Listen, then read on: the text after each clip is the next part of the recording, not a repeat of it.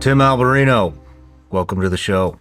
Thank you so much for having me. It's my pleasure. I've been looking forward to this, man. Me too. I've been following you on all your social and everything you're doing, and I don't know a lot about it, and that's why you're here, because I want to learn.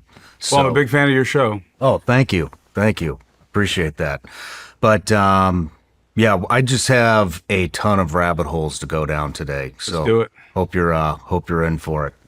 But all right, everybody starts off with a introduction here. So Tim Alberino, a modern day adventurer who traded high school for the wilds of the Amazon jungle at age 18, a self-taught explorer whose curiosity led you to uncover a lost city in the Andes, an author whose books Bright Right and your edition of the Book of Enoch deep dive into humanity's origins and ancient mysteries, a researcher unafraid to tackle the bizarre, from the face peeler phenomena in Peru to UFO encounters and alien abduction theories. Host of the Alberino Analysis, a platform where you unpack the unexplained from ancient megaliths to potential extraterrestrial tech. A storyteller whose experiences living with monkeys in Tarapoto, studying legends of giants, and exploring Nazca's tridistal mummies make you a unique voice in the world of alternative history. A husband, a father of 5 children, and most importantly, a Christian. That is quite the thorough introduction there. I appreciate it. Love how you met your wife, man. That was super cool to hear, Yeah, she's great. that you guys grew up together. Yep. Yeah, my father was a pastor, and we grew up in the same church together, and we fell in love because we both had a dream. And I fell in love with her when I woke up from my dream, and she fell in love with me when she woke up from her dream. And then her dream actually came to fruition in Peru. Like literally what she saw in her dream happened. What did she see in the dream? Oh God, you'd have to ask her. But it was, we were sitting against this brick wall at nighttime, and we were in Peru, and the whole scene, she saw the whole scene. And I was in Peru with her, and we were on this trip, and I was sort of acting as like her tour guide. And one night I decided, like I was in love with her, and I decided I need to tell her.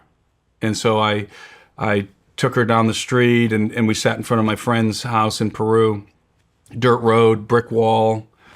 And we sat there and we talked, and she was just amazed, because this literally was the scene in her dream. Wow. And that's when we really decided we're going to get married. Right there? Pretty much, yeah. That's awesome, man. Yeah. So how long was it until you got married? I don't remember. It was not long, like months. It was months. We actually had a secret wedding. We had a secret wedding, and then we had an official wedding. Nice. And I wanted a Braveheart wedding. That's awesome. And so I had a cloak. My friend Jenny bought me a cloak at a Renaissance fair one time, and I actually wore this cloak in Peru.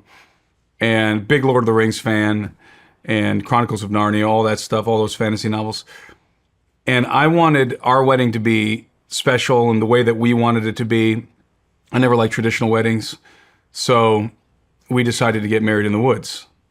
And I wore my cloak, and she dressed up in a very interesting, unique outfit, and we went into the park at night. We had a friend of ours marry us because we wanted to do that Braveheart wedding. But then we did have the official wedding afterward too. And my dad officiated it, so that was really special. Oh, that is awesome. My dad was a pastor. So, yeah, very unusual story of how my wife and I met, and she's just been phenomenal, the best wife that I could possibly have ever desired. So, Well, I'm happy for you guys. So you're like a modern day Indiana Jones, seems like to me. well, And, I've dove into the UFO extraterrestrial stuff, and I don't know, man. I don't know what I think about it all, but I'm really curious. You know what I notice is a lot of these guys that are into that stuff are not Christian. And so I'm really interested in your views on all that stuff, but we'll get into that a little bit later. yeah, So Definitely. I think you'll have a unique perspective, and I'm looking forward to hearing it. But a couple things. Everybody gets a gift. Oh, great. Wow. Vigilance Elite Gummy Thank you. Bears, made in the USA. That's great. There's nothing weird in there. other than a bunch of sugar and probably food dyes and, all the shit that's bad for So it. these aren't marijuana gummies. No, I'm sorry. I'm sorry. We can't hand those out here. Well, thank you so much. You're welcome. And then we have a Patreon account. It's a quite the community. They've been here since the beginning, and so I give the opportunity for them to ask each and every guest a question. So this is from Lucinda Carey. What are your thoughts on the flood? Your thoughts on the construction as described in the Bible, how the animals traveled, and do you think the ark is located in Turkey? Okay. So what are my thoughts on the flood, generally speaking? It's actually a really good question because there's a lot of different opinions, scholarly opinions in regard to the flood of Noah. Of course, you have the traditional narrative that most Christians subscribe to, that every square inch of planet Earth was covered in water, that the tip of Mount Everest was underwater, and that the flood was universal in that sense. Then you have a lot of scholars who subscribe to a local flood theory or regional flood theory that posits that the flood was localized to the ancient Near East or to the Mediterranean, that maybe the Mediterranean Sea is what flooded, and so the civilizations, the known world at the time was absolutely destroyed, was brought to ruin in this aqueous cataclysm, but it was localized. And there's a lot of good scholars who subscribe to the local flood, and they use the text. I mean, the support for their theory comes from the text. They use the same words that are describe the flood in the Bible, and they derive a different meaning from those words. And then there's a theory that I subscribe to, which is a global cataclysm. So I believe that the entire earth was subjected to cataclysm, but that the effect of the cataclysm was variegated depending on where you happen to be located on planet Earth. So if you were living on the in the coastal regions or on the bank of a river, you experienced an aqueous cataclysm, in other words, catastrophic flooding. And if you were living on the bank of the Mediterranean, catastrophic flooding. But if you were living in the mountains or a different region of the earth, you would have experienced a cataclysm, but with different effects.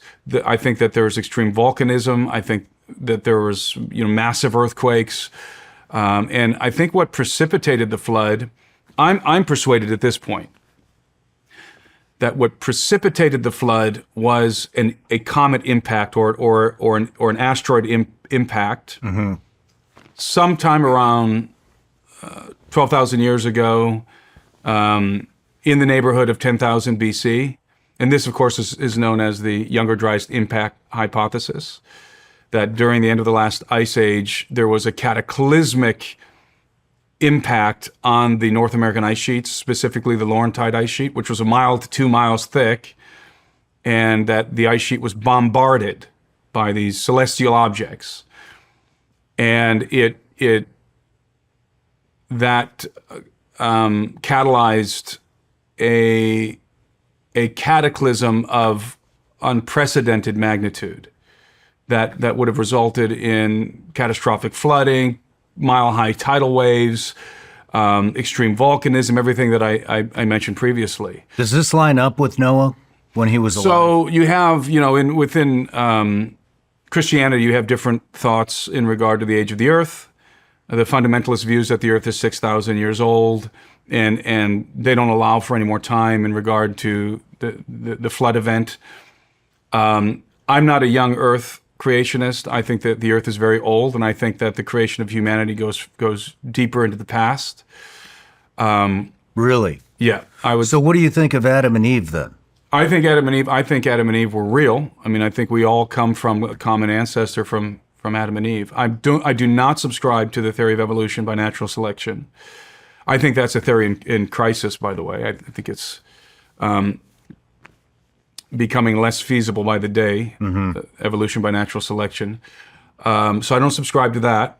I just think that, the flood, that this event, which annihilated the megafauna. This was the megafaunal extinction, right? We know that happened. We know that at one time, right here where we're sitting, there were mastodons, saber-toothed tigers, short-faced bears, giant sloths roaming this land and all over the world. And then suddenly something happened overnight that absolutely liquidated these creatures from the face of the earth. And again, I at this point am persuaded that was the Younger Dryas impact event. That this was, and this, by the way, in my opinion, is the cataclysm that's described in the pages of Scripture, the cataclysm that we read about in Genesis, in the book of Genesis. And in the Mediterranean area, it would have manifested most prominently in catastrophic flooding. I mean, if you have a mile-high tidal wave sweeping across the ocean, whatever civilization is inhabiting the coastal regions is gone. Mm-hmm. I mean, totally wiped out. Yeah. I mean, there would be almost nothing left of that civilization. Those waves would be powerful enough to wash away every vestige of those civilizations on any coastal region, even on rivers, but specifically those who are inhabiting the coastal regions. And in North America, let's assume for a moment that this is true, that the Younger Dryas impact hypothesis is true, and that either a fragment of an asteroid or fragments of an asteroid bombarded the Laurentide ice sheet. Well, you would have a tidal wave, because a lot of that would be instantly vaporized, but it would be certainly instantly liquefied. You would have a tidal wave sweeping across the continental United States from the meltwater, from the glaciers and all of that ice. And so you would literally, it would absolutely devastate human beings everywhere on planet Earth. All of these cataclysmic events happening simultaneously, and if it was an impact, it could also precipitate, and I think it did, what's called an impact winter, which is very much like a nuclear winter. You have the impact, and you have all that debris going up into the atmosphere. It lingers in the atmosphere. You get black rain, by the way, and there's ancient testimony of black rain in regard to this cataclysm. And it would block out the sun, and it would create an impact winter. And the Earth would be locked into a deep freeze again. So, and all of this seems to correspond to the Younger Dryas impact event. Do you think the Ark is in Turkey? It very well could be. I'm not sure if that particular site, I don't remember the name of the site in Turkey, but I'm sure you've seen it, where it looks like the outline of a boat. I'm not sure that that's a location of the Ark. I know some people have gone looking for the Ark at, in Mount Ararat and different places in the Middle East, and it wouldn't surprise me if artifacts of the Ark still remain. So yeah, I do, by the way, subscribe to a literal Ark, a literal Noah, right? So I certainly subscribe to all of that. I just think that the cataclysm was much more complex than we're accustomed to contemplating as Christians. Interesting. Have you looked at this this underground? I think this underground city. I think it's in Turkey. Yeah. What is that? Well, that's very interesting. I don't remember the name of it, and I don't remember how deep it goes, but I've watched documentaries on it, and it's a very sophisticated, complex system of tunnels. And for whatever reason, those people decided that they needed to live underground. It's like... Which we're doing again, by the way. It's like thousands and thousands. It could hold thousands and thousands and thousands of people. That's right. Maybe in anticipation of cataclysm. So you think they had a heads up? I do. How? Okay, How would they have had a heads up? The ancients were tracking cataclysm. How? Because it's cyclic. This is the purpose of the zodiac.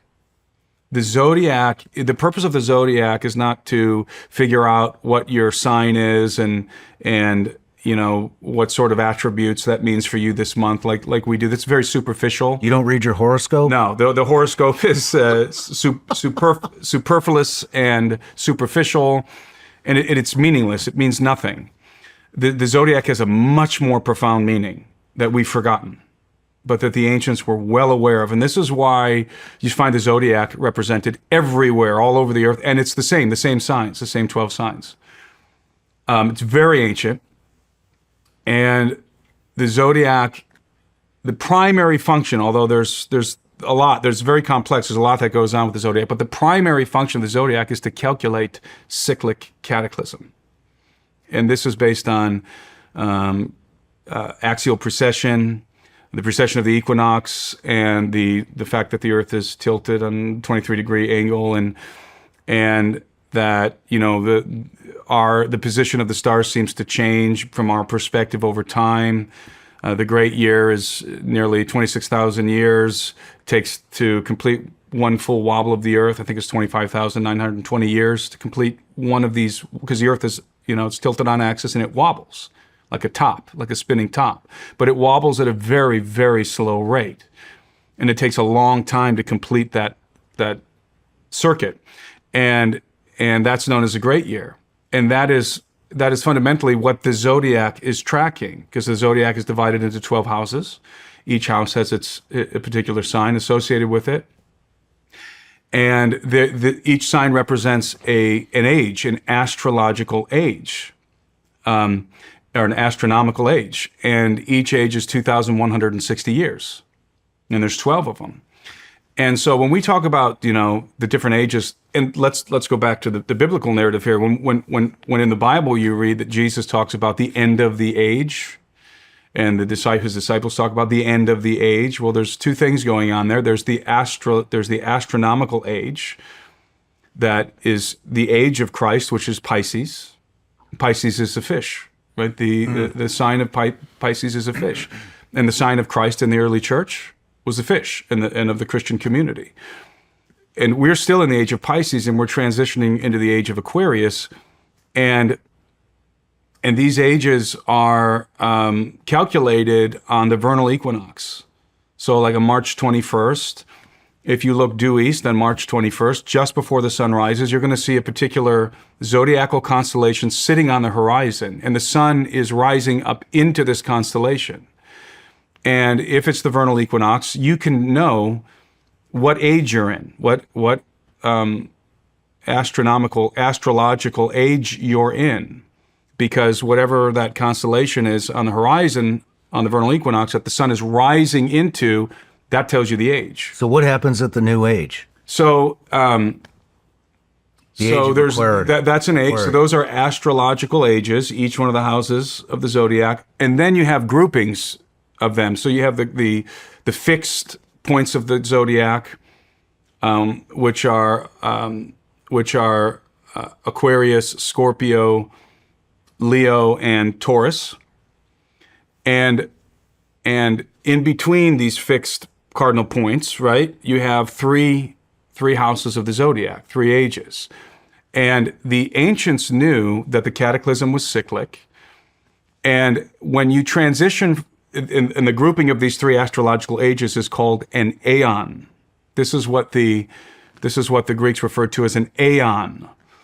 And when you transition from one aeon to the next, and an aeon has a duration of 6,480 years, when you transition from one aeon to the next, it's cataclysmic. That transition is cataclysmic, and they knew it because it's cyclic. And What do you mean? What is cyclic? it means it happens like clockwork. Okay. I mean, that's what the zodiac is. It's a clock. So they're tracking the. I mean, if you knew that cataclysm was cyclic, you would be tracking when it's coming, right? I mean, what else would be more important than that? Yeah. That would be the most important thing to keep track of, is where are we on this cataclysmic time clock? Because these cataclysms are civilization-ending events, and every primary ancient civilization on Earth has a record of cataclysm. They all I call it the tombstone in the timeline of history. They all recognize, acknowledge, and record this event that happened, this cataclysmic event that brought to ruin the old world, the antediluvian world, which they considered to be superior, that the civilizations that existed in the antediluvian world, in the minds of the ancients, were superior to their own civilizations, this includes the ancient Egyptians. They believed that the civilization that existed in the world previous to the cataclysm, to the last cataclysm, was far superior to their own. Do you believe that? I do. This is a time that, the ancient Egyptians refer to as Zep Tepi, the first time. And it's known by the Greeks as the Golden Age. This is that period of time when the gods descended to the earth. They cohabitated with human beings. They copulated with human women, and they progenerated a race of hybrid giants, demigods in the earth. That general narrative is ubiquitous. It's universal on planet Earth. Every major primary ancient civilization has a myth, a legend that records that event. Now, the Egyptians, if you'll recall that in Plato's Critias and dialogue, in his Critias and Timaeus dialogue, that he has Solon of Athens visiting the priests of Sais in Egypt. And this is where we get the Atlantean story from. This is where the narrative of Atlantis comes from. And the Egyptian priests are informing Solon that they tell him basically that the Greeks think that they have ancient knowledge, but their knowledge really isn't hoary with age, as they put it. That the Egyptians are tracking information going much deeper into the past. And they inform him that there was a cataclysm that brought ruin to the world, and that the Greeks knew about that cataclysm, but that there were other cataclysms previous to that cataclysm. So the Egyptians were tracking a cyclic cataclysmic event. And in fact, in Dendera, in the Temple of Hathor, there used to be now it's in a museum in France, there used to be a depiction, the earliest one we have, of the zodiac on the ceiling of the temple. And it's exactly the same signs of the zodiac that we have today. The ancient Egyptians were calculating cyclic cataclysm. And they knew that at the transition from one aeon to the next, that transition was cataclysmic. And we are transitioning from one aeon into another. We are in the age of Pisces, transitioning into Aquarius. This is the end of one aeon and the beginning of another. And the ancients knew that when you're in this period of time, this cataclysmic transition, there's a sign that indicates that you're there. It's called the sign of the Suntelia. And a Suntelia is a 1,000-year period of transition between one aeon and the next. And when you're in this 1,000-year period, cataclysm could befall in this window of time. And there's something called the sign of the Suntelia. And the sign of the Suntelia is if you're in this window of time and you're living somewhere in the ancient Near East, and generally speaking in the Mediterranean area, and you, on an equinox or a solstice, you will see the Milky Way, which the ancients considered to be the Milky Sea, right? The cosmic sea will be encircling the Earth. So you look to the horizon, your 360 view, you'll see the Milky Way, the cosmic sea, sitting on the horizon, encircling the Earth. That's called the sign of the Suntelia. And if that's happening in your time, then you are within that 1,000-year transitional period from one aeon to the next, during which time cataclysm is coming. And again, the ancients knew that. So that was a long-winded explanation of why I believe that the ancients knew that cataclysm was coming and were preparing for it. So going back to the underground dwellings, what are we doing today? So was that this aeon or a previous one? Which one? The Turkey. I don't know. The caves in Turkey. I'm familiar with what you're referring to. I've seen documentaries, but I don't remember what the dating is on that. But I do know that today, many of the billionaires and the elites on planet Earth are building underground bunkers. Yeah. Deep underground bunkers. Do they know something's coming? Are they preparing for something that's some sort of impending cataclysm? I got a gut feeling they are. I mean, we are transitioning Now, how do you think Pisces they have to that Aquarius. I think that while this knowledge has been preserved, and it's been preserved primarily in the mystery schools, knowledge? The mystery schools. right, which is basically the occult. It's been passed on through the mystery schools, and they have kept this knowledge. But that's the ancients understood. That's why they're obsessed with the stars. By the way, it wasn't just because obviously you need to know what the seasons are if you're going to know when to sow and when to harvest and make the necessary preparations for the changing of the seasons and so forth. That's very important to ancient people. So that's one of the reasons why they were so obsessed with the stars, because they're tracking all of that. But the deeper level is because they understood that the zodiac was a timepiece, and that it was calculating cyclic cataclysm. And this, by the way, a lot of this information comes from one of the most consequential books I've ever read. No, the most consequential book I've ever read in my life. It's called Cydonia, The Secret Chronicles of Mars by the late David Flynn. Mars, there's a topic. There's a topic. Yeah, there's a topic. What do you, I mean, I don't know what to make of that. I don't think that our You desire... saw the pyramid thing? Yes. Is that real? So I believe... I can't even tell what the hell's I real. believe that the famous face on Mars, that was a big deal back in the late 90s, early 2000s. That area on Mars is called Cydonia. And I do believe that what we see in some of those photographs is the remains of an ancient civilization that inhabited Mars. And I absolutely believe that, let's say, there are factions on Earth, there are individuals who know that to be a fact. And I don't think that our drive, which is being manifest primarily through Elon Musk, to go to Mars, to put a man on Mars, is coincidental. I think we're going to go to Mars and we're going to make a discovery of magnitudinous import on Mars, specifically in the Cydonia region. Namely, that there was an ancient advanced civilization inhabiting Mars. Do you think there was a civilization on Earth when there was a civilization on Mars? That's a good question. I do. I do. You do? Yes, I do. Do you think we were communicating? I'm not sure human beings were around at that time.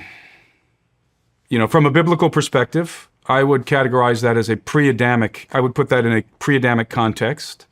And I would say that there was an angelic civilization inhabiting Mars and the Earth and perhaps the other planets in our solar system.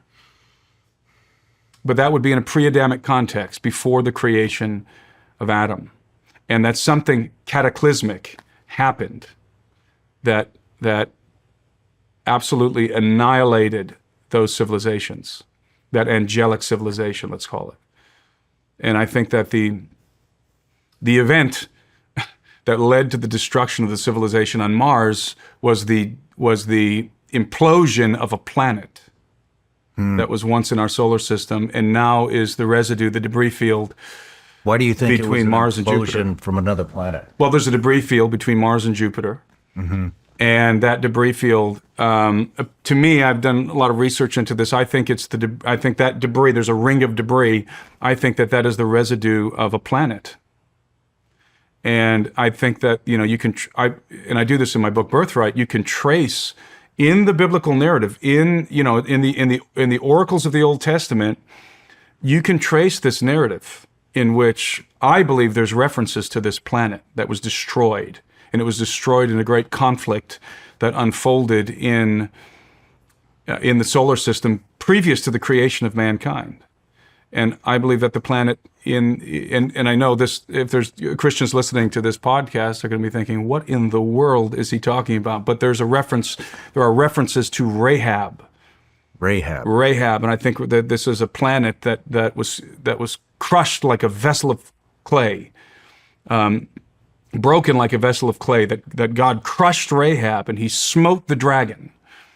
And there's these very interesting veiled references in the Old Testament, quite a few of them, that, again, I believe are intimations of this cosmic conflict that erupted in the cosmos in a pre-Adamic context previous to the creation of mankind on planet Earth.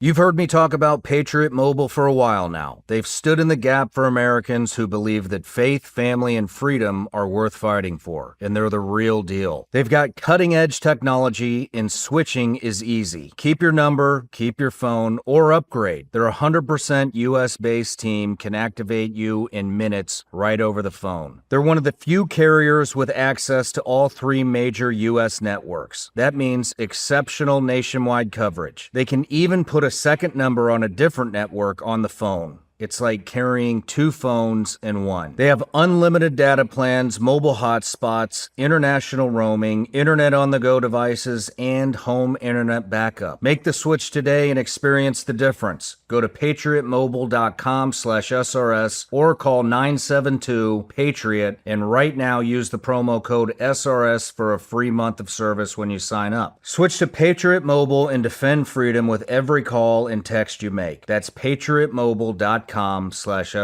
or call 972-PATRIOT.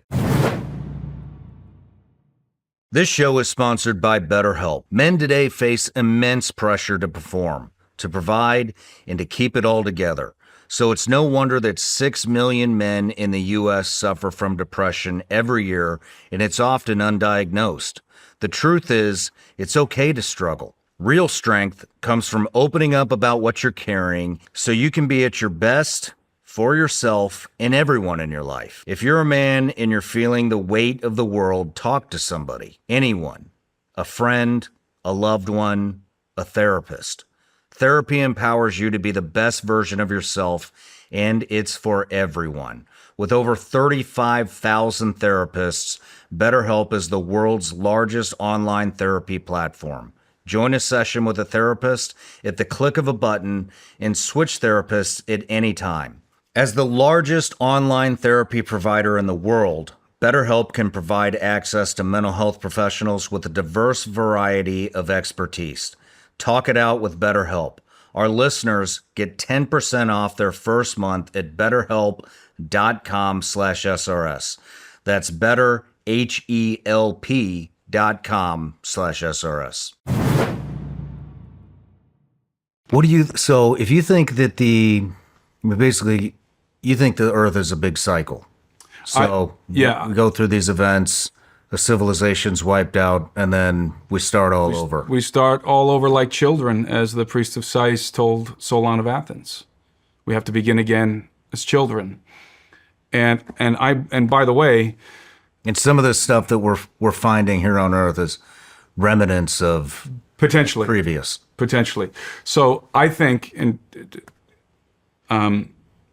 to sum this up, I think that this planet Rahab, again, that once existed between Mars and Jupiter, imploded or exploded.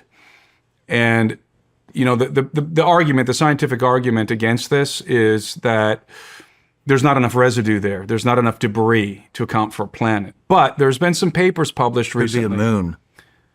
Well, okay, that's possible. There's been some papers published recently that make the argument, and I can't reference those papers exactly right now, I don't recall the titles of them, that do make the argument that there is enough debris there because a lot of it would have been instantly vaporized. Most of the mass, according to this paper I read, most of the mass of a planet, if a planet explodes, that's an unimaginable force. That's an unimaginable explosion, the explosion of a planet.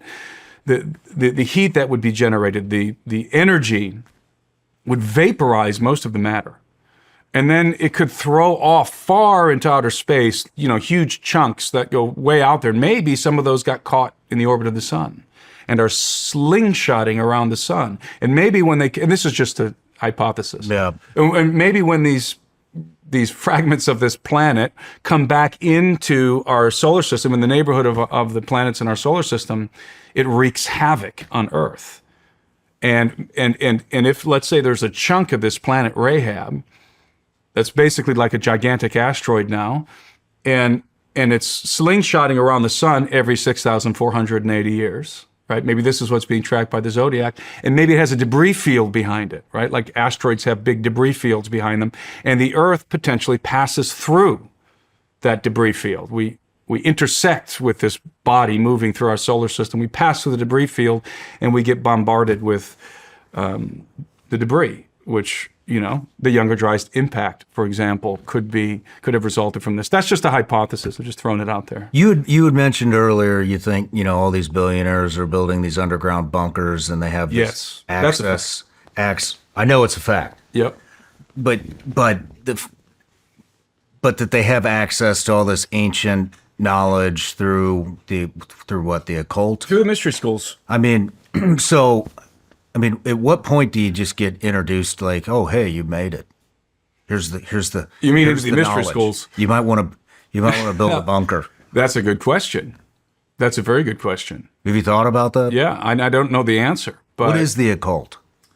I'm new to all of this. Okay, so the occult is a very general term. The occult can encompass your everyday Satanist. That's kind of what I thought it was. Yeah, the occult is a very broad term. The mystery schools are a little more specific. The mystery schools go back to the ancient times, and the function of the mystery school, fundamentally, is to preserve the knowledge of the antediluvian world, and more specifically, to preserve the knowledge that was transmitted to mankind by the gods who descended in the Golden Age. That is the purpose of the mystery schools, and there's various mystery schools around the world, but Like what are they? well, you had the Elysian mysteries that were the ancient Greek mysteries. You had the Egyptian mysteries. You have the modern adaptations, like you had the Knights Templar, who were to some extent a mystery school. But then you had the Masons, the Freemasonry. Didn't the Templar turn into the Masons? The Masons preserve some of the traditions of the Templar order. Yes, there's modifications, but fundamentally there's the let's say the pillars of Masonry do come to some extent from the Knights Templar. And so you have different variations of mystery schools. This is the Illuminati, right? Mm-hmm. That would be a one faction of the mystery schools, or maybe a term that encompasses them all. And again, the primary purpose of the mystery schools is to preserve the knowledge that was transmitted by the gods to mankind in the antediluvian world before the cataclysm. The knowledge that was transmitted to mankind during the Golden Age, during Zep Tepi the first time. And that is functional knowledge, by the way. It's not just, it's not just sort of arcane, mysterious knowledge that pertains to, just bizarre stuff. No, we're talking about functional knowledge, information that is very important, that is transmitted through myths also. Myths transmit knowledge. The wise concocted those myths. The ancient sages they devised the myths. And we're talking about the famous myths from the ancients among the Greeks and the ancient Egyptians and the ancient Mesopotamians. What we today look at as bedtime stories. What we today view as folklore, and of course, historians and archaeologists and anthropologists don't really give much weight to these myths. Oh, that's just Greek mythology. But the myths were intentionally designed to transmit information, to preserve information and transmit it through time. And it's done primarily through symbolism. Because languages change, right? Mm-hmm. Languages change, but the meaning of the symbols always remains the same. So how do you think these guys get into, how do they get the knowledge? Have you thought about that? You mean the people who are in the... Yeah, the bunker builders. So it's, again... they could just be worried about nuclear war. There's a couple of things that's true, yes, absolutely. That's certainly in play. But there's a couple of ways. One, if you're a member of the mystery schools, and I'm not saying your neighborhood Freemason, just your average Joe who happens to be a member of a lodge. No, you got to be way high up into these organizations before they start to transmit this information to you.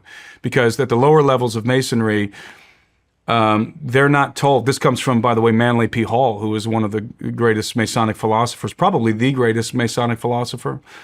he said that the lower levels of the Masonic order, that they give them a different meaning to the symbols, and they don't tell them the true meaning behind the rituals and the symbols, and you don't get the true meaning until you get to the higher levels. And I think that's probably true across the board in the mystery schools. But so you can learn this in the mystery schools, or I think at this point probably let's just assume for a moment, and I don't know if it's true. Okay, It's just a hypothesis. Let's assume that there is a body out there in the solar system that's coming back in, that's on this path around the sun, that it gets slingshotted back out into outer space, comes back around every 6,480 years. Maybe we've detected it. Maybe NASA's detected it. Maybe some of our military satellites up there have detected this body that's coming into our solar system. And that, I think, would prompt, the building of underground bunkers. We have deep underground military bases. I'm sure you're aware of that all over the world, but especially under the continental United States. We're talking 1 mile to 2 miles below the surface of the Earth. And it was 1 mile to 2 miles below the surface of the Earth. Yes. I just watched this documentary last night about how Russia dug basically a hole. They got, I think, 7.1 miles deep. Yeah. And then they couldn't go anymore. Nobody else has done it. They said that the Earth, I can't remember if it was every mile or every kilometer, the Earth, it gets 60 degrees hotter. Yeah. Probably. It'll be like 120 degrees. Yeah. Well, I'll tell you what happened, and then the audience can draw their own conclusions. But during World War II, do you remember what one of the primary problems for Hitler was? One of the major reasons why the Nazis lost that war was because we were bombing the bejesus out of them. Yeah. I mean, the bombing of Dresden. We weren't just bombing, military and industrial targets. We bombed cities, right? We firebombed cities. And the purpose behind this campaign, this bombing campaign, was to decimate Hitler's industrial base, for one thing, so that he couldn't build weapons fast enough. And so we were hitting the airfields, we were hitting the industrial plants. And a lot of these industrial plants were located in the cities. So Hitler decided, and he did it too late, he decided that he was going to move his manufacturing to subterranean facilities. I mean, this is logical, right? Now, that's an enormous undertaking to do that. You can't just move manufacturing underground on a whim. That's an enormous project, but he began to do it. And there was an organization called the Todt Organization that was in charge of building these underground facilities. And by the end of World War II, there were underground facilities. Now, they weren't a mile under the ground, but they were pretty deep. And they were using, in some instances, slave labor to do it. And had Hitler done this earlier, we would have been in trouble, because we would not have been able to disrupt the production of the armaments. And after the war, of course, there was the Operation Paperclip, in which we brought over strategic Nazi scientists from different fields, from different scientific domains. We brought them over to the United States, including guys like Wernher von Braun, who became instrumental in our rocket program over here. He was working on the Vril rockets over in for the Nazis. And we brought over various scientists and various military personnel who we thought could be useful for our endeavors here, our scientific endeavors in the United States. And among these scientists were members of the Todt Organization. And we realized the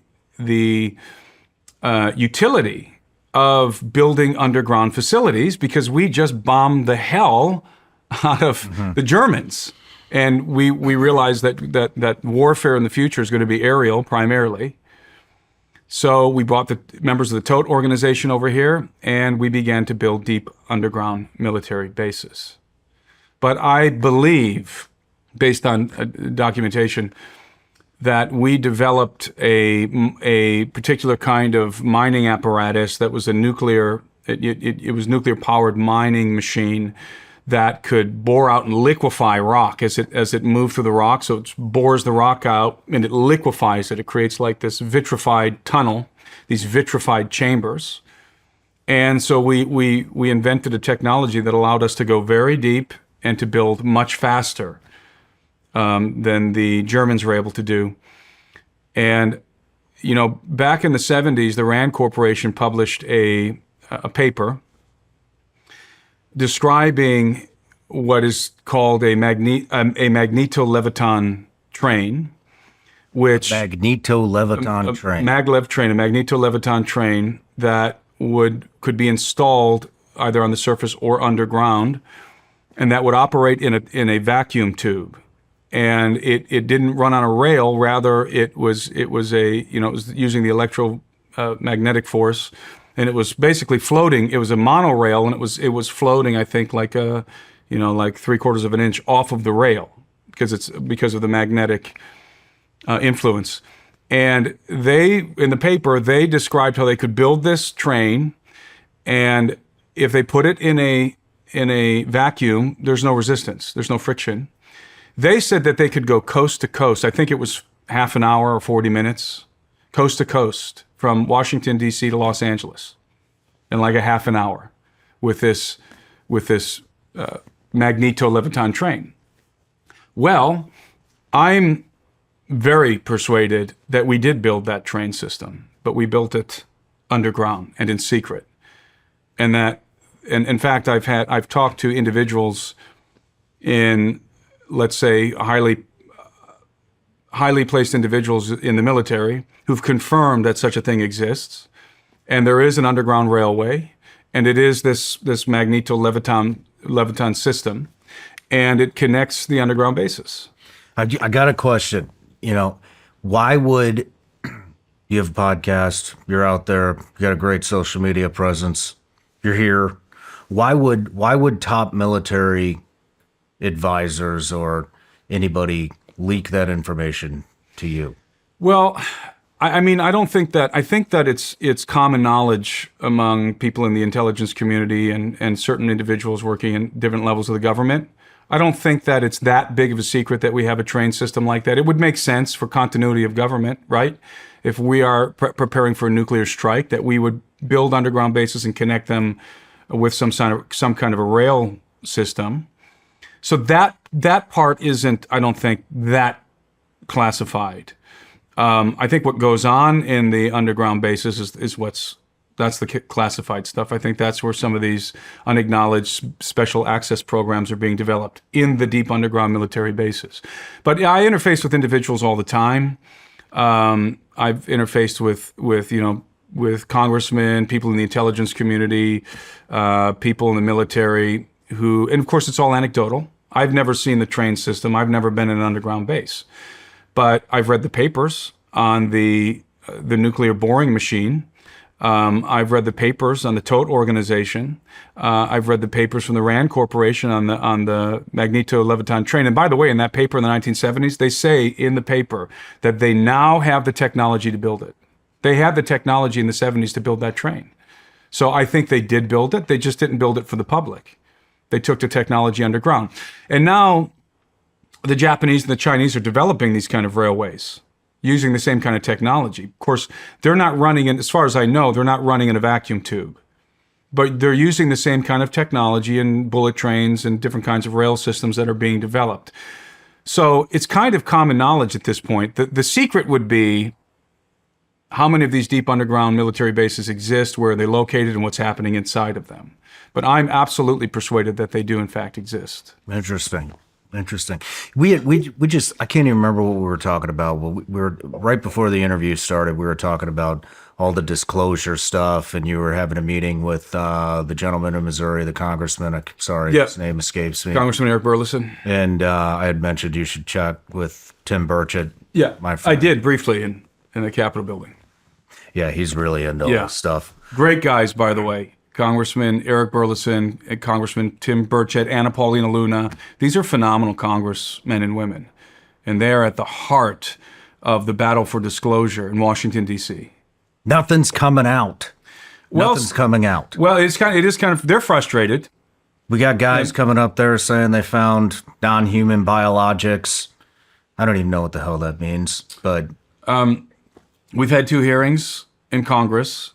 The first hearing, of course, featured primarily the testimony of David Grush, who was in the intelligence community, and of course Grush, in an official capacity investigating the topic of UAP, he came up against a program that he was not allowed to be read into. Mm-hmm. And this program is what's called today the legacy program. It's the program of the recovery and reverse engineering of non-human crashed UFOs, basically, mm-hmm. and the non-human, quote unquote, biologicals associated with them. That was a term that Grush used during his testimony during the hearing. So we've had 2 hearings. The second hearing featured primarily the testimony of Lou Elizondo. And Elizondo and Grush are basically telling the same story. We have had this legacy program in place for decades. We've been recovering crashed non-human, let's call them non-human advanced aerospace vehicles. Mm-hmm. We've been recovering this and the biological creatures, dead or alive, associated with them. And this is an earth-shattering revelation for a lot of people. It's very difficult for a lot of people to assimilate that information into their brains, and because it's the biggest story in the history of mankind, right? What do you think of all this? Absolutely true. You think it's all true? 100%.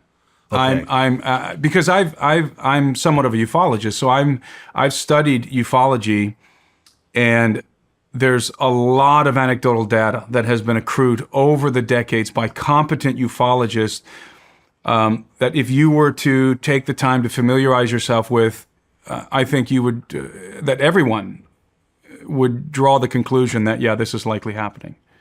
Based on the data that's been accrued over decades of good UFO research, yes, anecdotal, but at some point, a tsunami of anecdotal evidence becomes hardcore evidence, mm-hmm. in my opinion. And then you have Grush coming out, you have Elizondo coming out, and they are basically affirming what ufologists have known for decades. So you don't think this could be worldly tech? We do have, we've had some success in reverse engineering some of this technology. I do believe that. We've had limited success. So do we have hybridized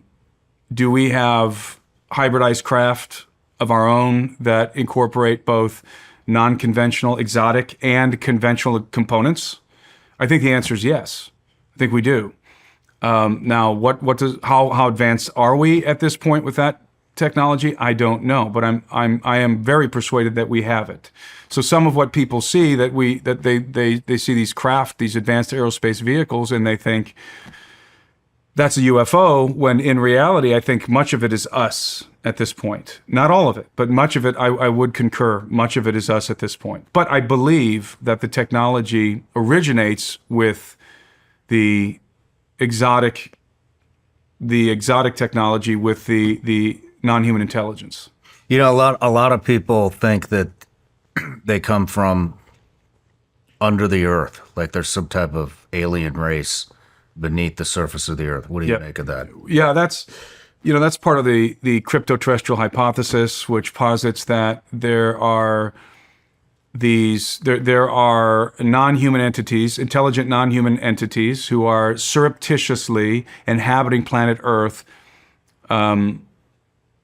with us, that these contemporaneously with us. In other words, some people, and this is just a hypothesis, but some people talk about maybe there was a sort of some kind of an extraterrestrial species that landed here a long time ago, and they've taken up residence inside of the Earth, mm-hmm. and they have bases now in the Earth, and that a lot of the UFOs are actually not basically terrestrial based at this point.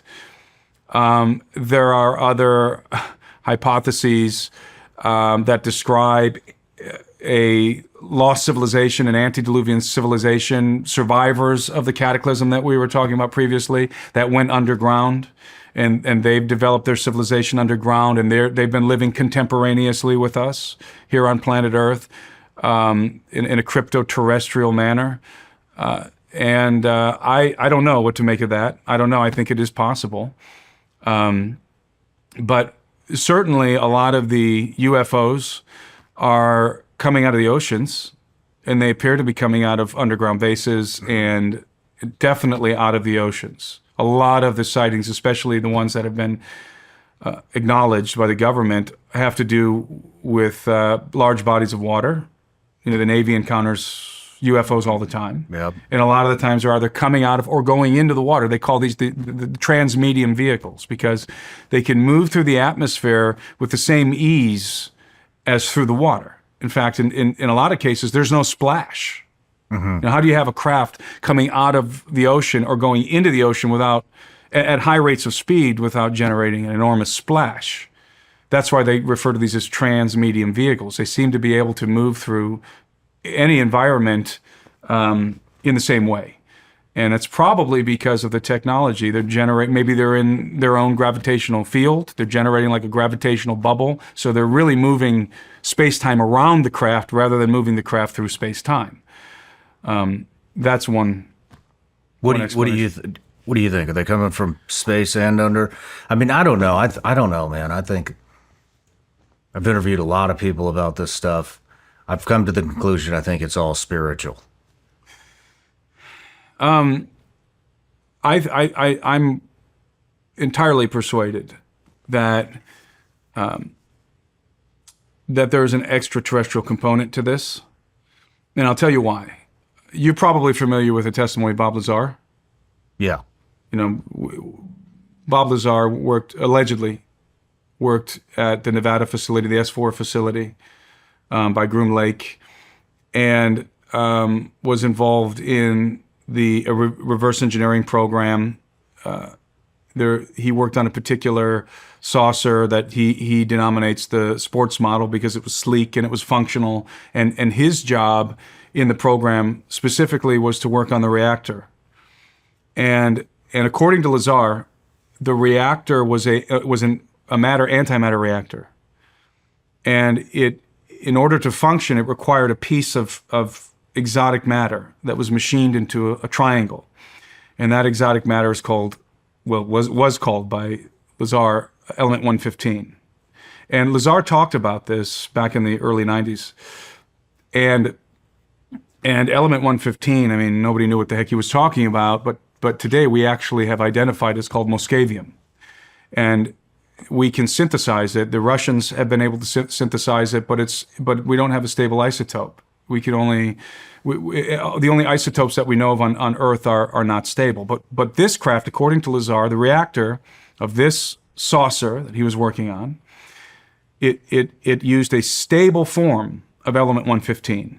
And this exotic matter was essential to the operation of the craft, to the reactor. And again, it was a matter-antimatter reaction. And of course, one of the largest explosions that we know of is the annihilation of matter and antimatter. Matter and antimatter annihilate each other. We know antimatter is real. We can actually... What is antimatter? I'm not a physicist, but antimatter is like the opposite of matter. And matter It's nothing. It's not nothing. I'm not qualified to answer the question, what is antimatter? I know it exists, and I know that we can create antimatter at CERN. We have created antimatter at CERN, but you know, it only exists for fractions of a second. And by the way, you know, antimatter, that collision between matter and antimatter, that annihilation, that could be turned into a weapon. You can weaponize that if you can stabilize it, and that you can build antimatter bombs. Well, you know, I mentioned that CERN, the largest man-made machine on planet Earth, is a Large Hadron Collider in Geneva, in the CERN. And the Chinese are building one 10 times the size of that. No, I didn't know that. At least they were. They definitely were. I would assume that the project is still underway. And again, the CERN is the largest man-made machine on Earth.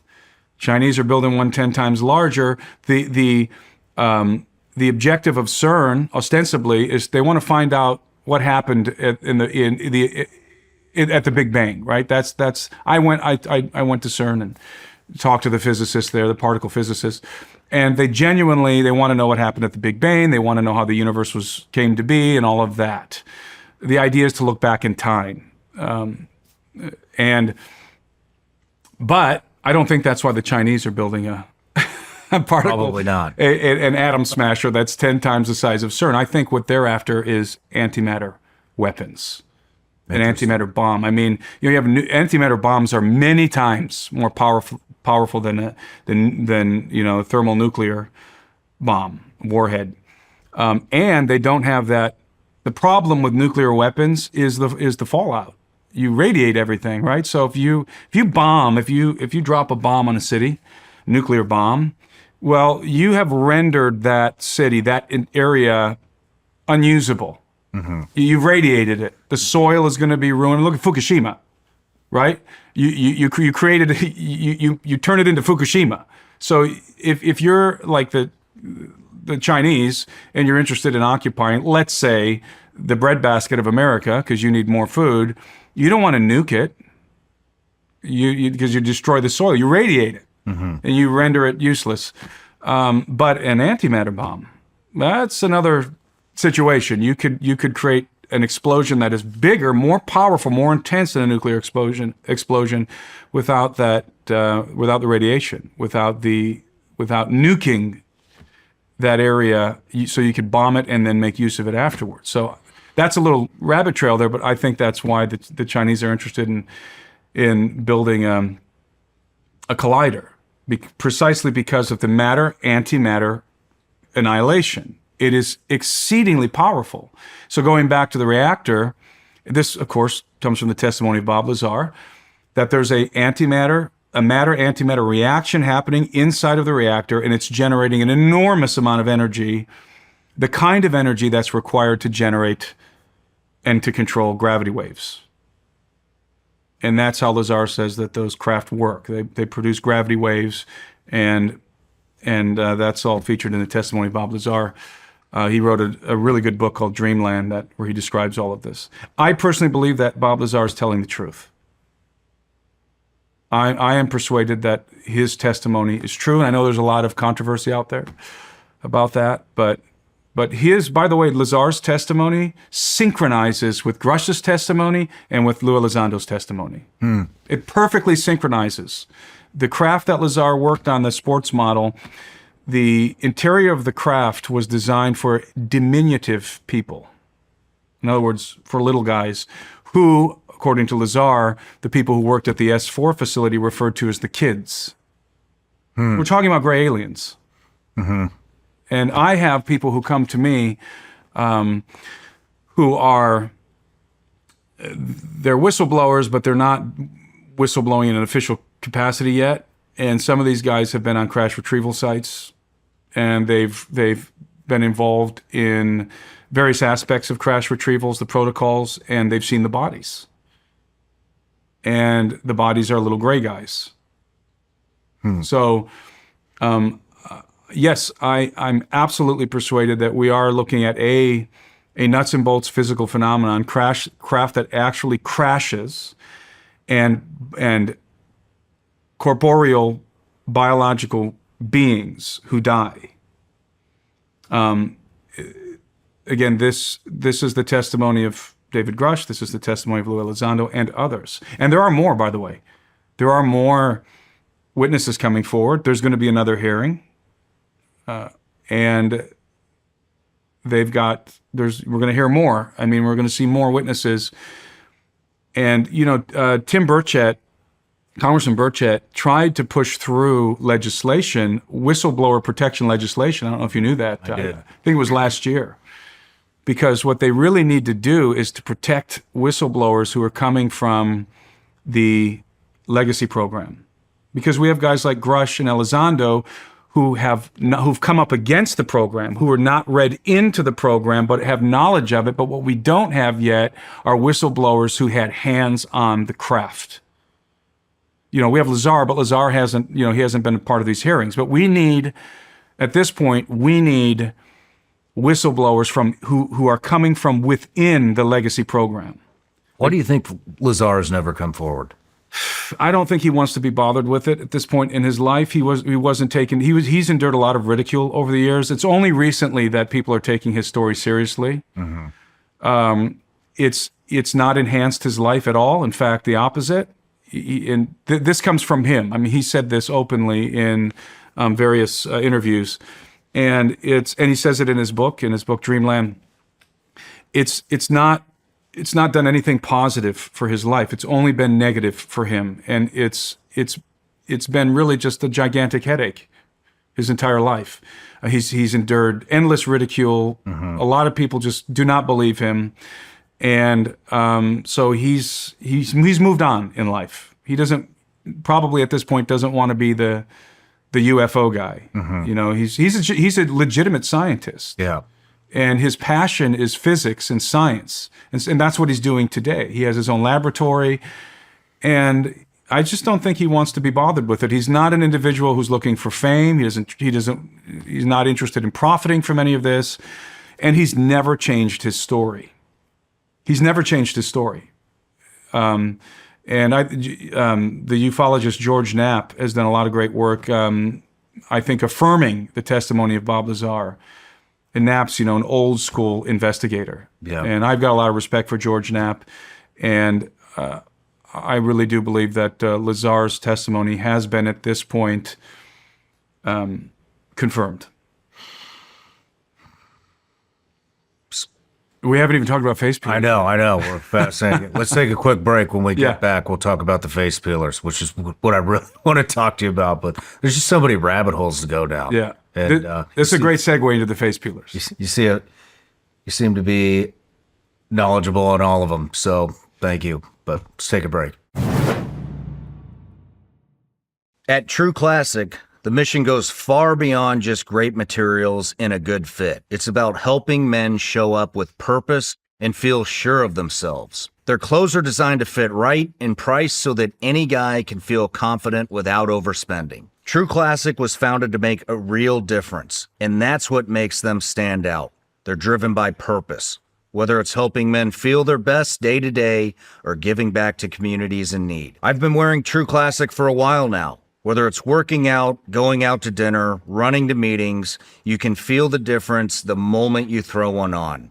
Tailored where you want it, relaxed where you need it, no bunching, no stiff fabric, just a clean, effortless fit that actually works for real life. Forget overpriced designer brands, ditch the disposable fast fashion. True Classic is built for comfort, built to last, and built to give back. You can grab them at Target, Costco, or head to trueclassic.com/SRS and get hooked up today. Do you ever feel like your personal information shows up everywhere online? That's because of data brokers. Real companies that collect your personal details without your consent and sell them to the highest bidder. That's why I am so glad I found Aura. Aura finds data broker sites that are selling your personal information and automatically submits opt-out requests on your behalf. Then they continuously monitor to help make sure your data remains safe off of those sites. Aura is a full digital security suite, and you're backed by up to $5 million in identity theft insurance and 24/7 access to U.S.-based fraud experts. For a limited time, Aura is offering our listeners a 14-day trial when you visit aura.com/SRS. That's enough time for Aura to start scrubbing your personal info off these data broker websites. That's aura.com/SRS to sign up for a 14-day free trial and start protecting you and your loved ones.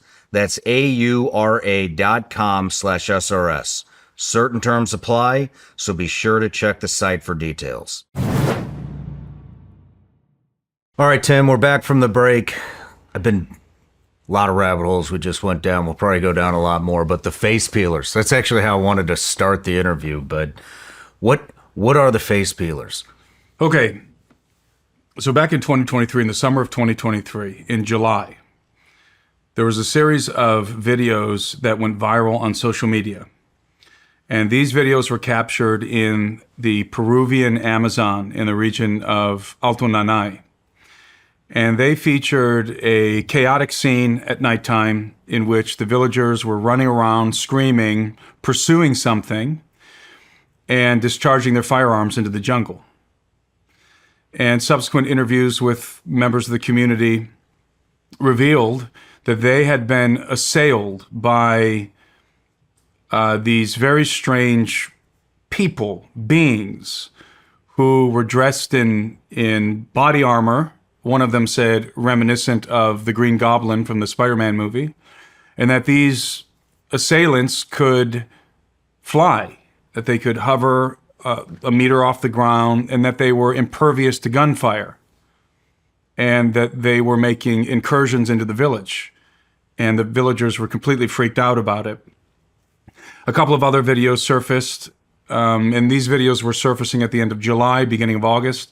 A couple of other videos surfaced from the Peruvian Amazon featuring similar phenomena, and one surfaced from the city of Nauta. And as I said, they went viral all over social media. The villagers, subsequent to publishing the video, they were pleading with the Peruvian Navy to come protect them. Pleading. They took some pictures where they're holding up signs. And this, by the way, I should say that one of these villages, it's called San Antonio de Pintuyacu, and it's very remote. It's located in the Peruvian Amazon, northwest of the city of Iquitos. And they published some pictures where they're holding signs, the villagers begging the Navy to come protect them because they were under assault by some phenomenon. And the story kind of changed at some point to people were taking it very seriously, and then there was this explanation that was offered, and the story sort of went away. And the explanation that was offered the explanation that emerged was that the villagers were being assaulted by river miners equipped with state-of-the-art jetpacks, and that the river miners were attempting to drive the inhabitants of San Antonio de Pintuyacu off of their land so that they could mine the river. I learned that this narrative was concocted by two police officers who visited the village from the city of Iquitos. So I'm watching this unfold, and I'm very interested because I lived in the Peruvian Amazon. In fact, I lived not far from this region in Alto Nanay, and I'm very familiar with the culture. I speak Spanish, and I speak that particular dialect of Spanish, which is called Charapa, and Charapa is just the jungle dialect in Peru. And so I'm very intrigued watching all of this unfold. And when the jetpack miner narrative came out, I wasn't buying it. That was ridiculous. I knew that was ridiculous because I've met river miners, and they're not equipped with state-of-the-art Yeah, jetpacks. what would they even be mining anyways? So the river miners, what they do is they're very rudimentary operations. They have these rafts, these river boats that are all rusted out, and they're not like floating around on yachts. And what they do is very destructive to the environment. They dump mercury into the water, which of course kills everything, poisons the water. It's a real problem. They do that? They dump mercury in the water, and then they dredge. Is it called dredging? They dredge the bottom of the river, and then they sift the residue through whatever, and to try and separate out the gold. So that's how those river miners operate. They're not sophisticated. They're not rich, and they are very seedy individuals usually because what they're doing is illegal. You're not allowed to mine rivers like that anywhere, especially in the Amazon. But they do it anyway because there's gold to be gathered in those rivers. And so again, the explanation is that these river miners, these Peruvian river miners, somehow have attained these have come into possession of these advanced jetpack technology and body armor, and were terrorizing the villagers to try and expel them from their land. That's ridiculous. There's no way. I mean, there's gold mines all over the world. There's no way that the most sophisticated technological gold miners are sifting gold out of a river bottom. Well, and flying around with jetpacks. That's what I'm getting at. There's just It's no way. absurd. It's absurd. And I knew it was absurd, but the media ran with it. Media organizations all over the world, in Peru, in the United States, they ran with it.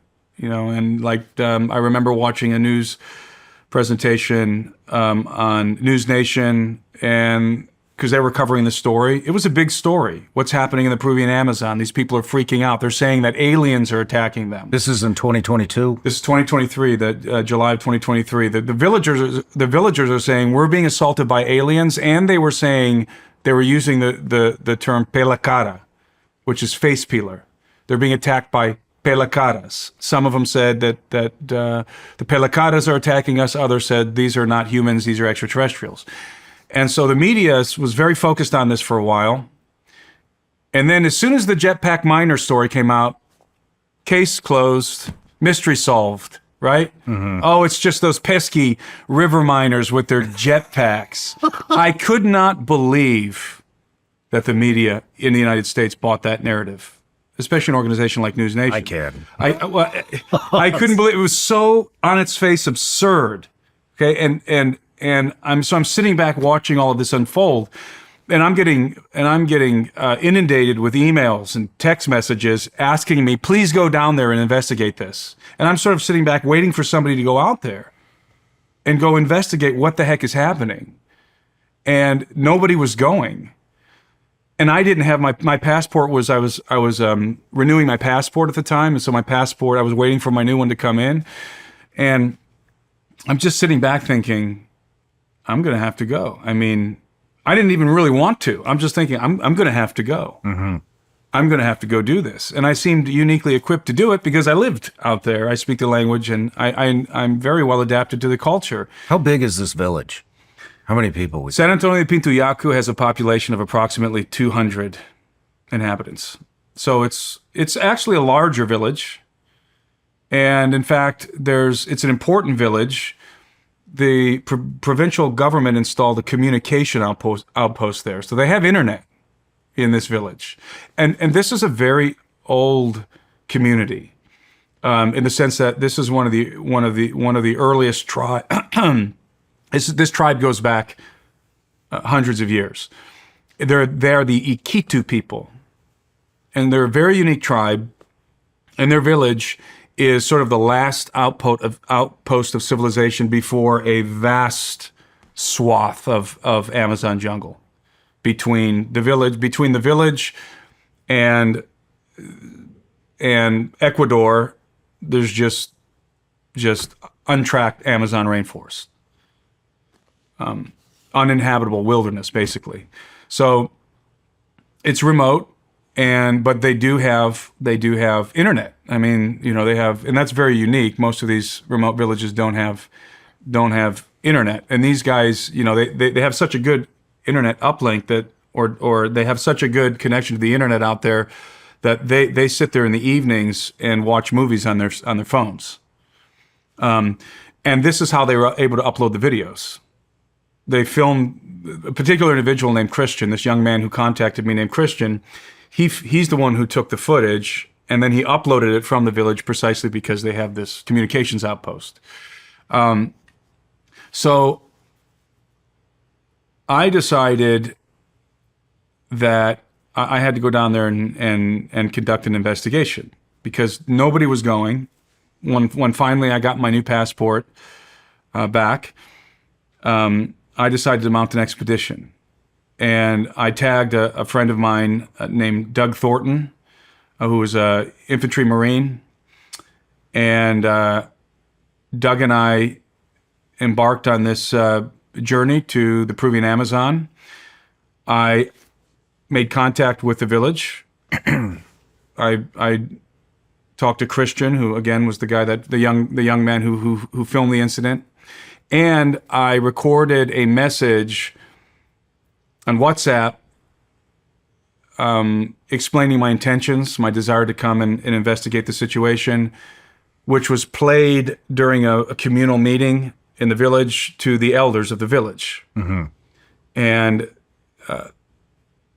so the chief of the village, who they in Peru it's called the Apu of the village, and the elders listened to my message, and then they sent me a formal invitation to come to their village, that they would receive me in a formal manner, and that I could conduct my investigation. So I got permission from the village. Was this still going on? It was going on into August. By the time that I got my passport back and organized my expedition, it's October. So it's after the fact. The phenomenon died down in the month of August. So like mid-August, it had subsided. But it was still very fresh in their minds. In fact, the villagers were living on edge. The men of the village, I learned through Christian, the men of the village were every night conducting a patrol. They were patrolling the perimeter of the village. And they were, so they would be out there with their flashlights and their shotguns. And I was told that they were getting very little sleep. They were not going out to their chakras, their farms out in the jungle to harvest products. They were not going very far down the river to fish. Like the whole village had PTSD. Mm-hmm. They were running low on supplies. They needed certain medical supplies.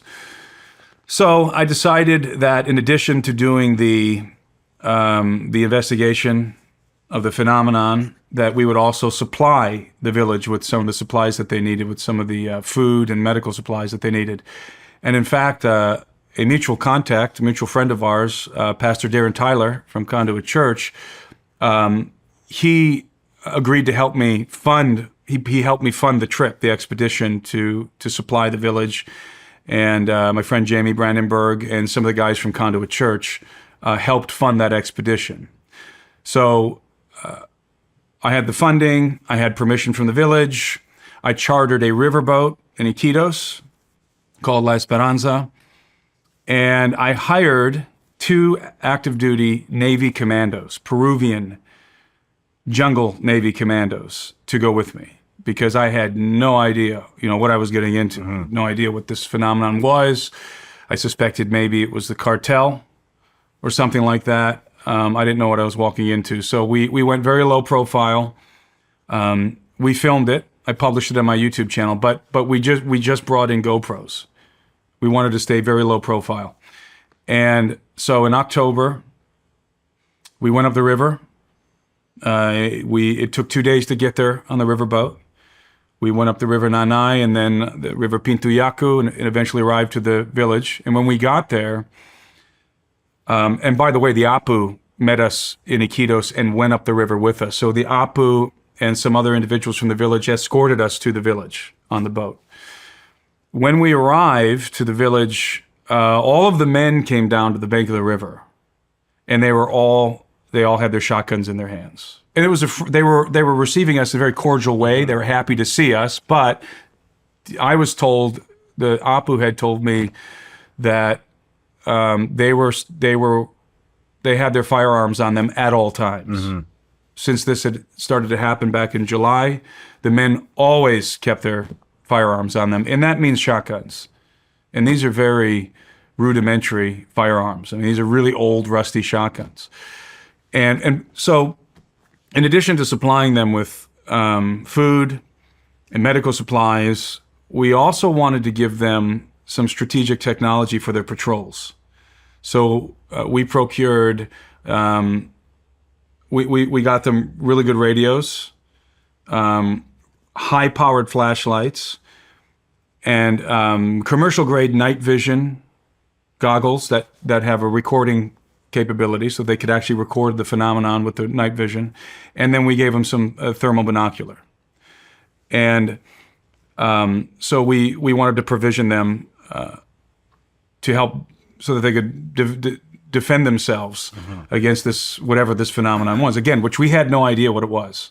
So all the men of the village are there on the bank of the river. They receive us very cordially. They usher me into what they call the tambo, which is this communications installation that the government built in their village. It's just this big cement building. And we delivered the supplies, and they They did a traditional Iquitu dance for us, and they gave us masato to drink, and it was a whole spectacle. So they're very happy to have us there. We were the only ones who had come to investigate the phenomenon. No kidding. Nobody else had gone. Now, 2 police officers, Peruvian police officers, were dispatched from Iquitos, from the city of Iquitos, to investigate a particular incident, which was the attempted abduction of a 15-year-old girl, which is part of this narrative. I failed to mention that when we were talking about the publication of those videos that went viral on social media. Part of those videos featured footage and testimony of the attempted abduction of a 15-year-old girl. And I told you that they were claiming that, or they were saying that this was an attack by face peelers, pelacaras, and somebody had cut her neck under her jawline, and she was found unconscious, and that was part of the story. And so because there was an attempted abduction... How did they fend off the abduction? She screamed, and the villagers were already in a state of of vigilance. And when she screamed, they came running with their shotguns, and they saw the assailants. And the assailants were dressed in black armored body suits, head to foot. They had helmets on. They had almond-shaped tinted eye lenses that were described to me variously as green and yellow. And most remarkably, they were floating on circular platforms. Like, the best way I can describe it is like, do you remember those circular sleds? They look like garbage can lids. Snow sled. Yeah, like a circular snow sled. A saucer. A saucer. Yeah, that's what these guys were flying around on, like circular platforms. And this is what the villagers were encountering. But when I went into the village, they received us in this very formal, cordial manner, and then we began the investigation in earnest. And we walked around the village, accompanied by the Apu, and we interviewed dozens of villagers, men, women, children. And what we heard was extraordinary. And at first, when we began to hear these testimonies, we were nervous, because at first I was thinking cartel.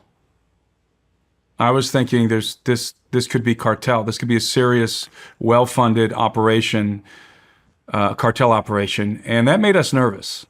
And in fact, I remember after conducting some of the initial interviews, we went back to the boat. We were staying on the riverboat. The riverboat was docked on the bank of the village, on the bank of the river up against the village. And we went back to the riverboat after about 2 hours of interviewing people, and we had a meeting with the Navy commandos. By the way, they're jungle commandos. They're trained in jungle survival, and really great guys. And so we had a little security meeting, and we were talking about the possibility that this is cartel, and that if it's cartel, they probably are still in the area and they might be surveilling us. And what do? We need to make sure that we're prepared, especially at night. So that was our initial thought. Mm-hmm. Then I went back into the village and we continued to conduct the investigations. The Apu took me to where the videos were captured, and they explained to me what happened. And I'm going to try and summarize to you what was happening. And remember, this was happening for a few weeks consecutively. Not every single day, but within those few weeks, it was happening frequently. The phenomenon always happened at night. And the first thing that the villagers would see were saucers, little saucers flying around. And the saucers had a series of lights on them. And they had some kind of a floodlight attached to the front that could be turned on and off. So the first thing that they would begin to see are these saucers, these little saucers flying around above the village. How many? 2. Usually 2. The assailants came 2 by 2.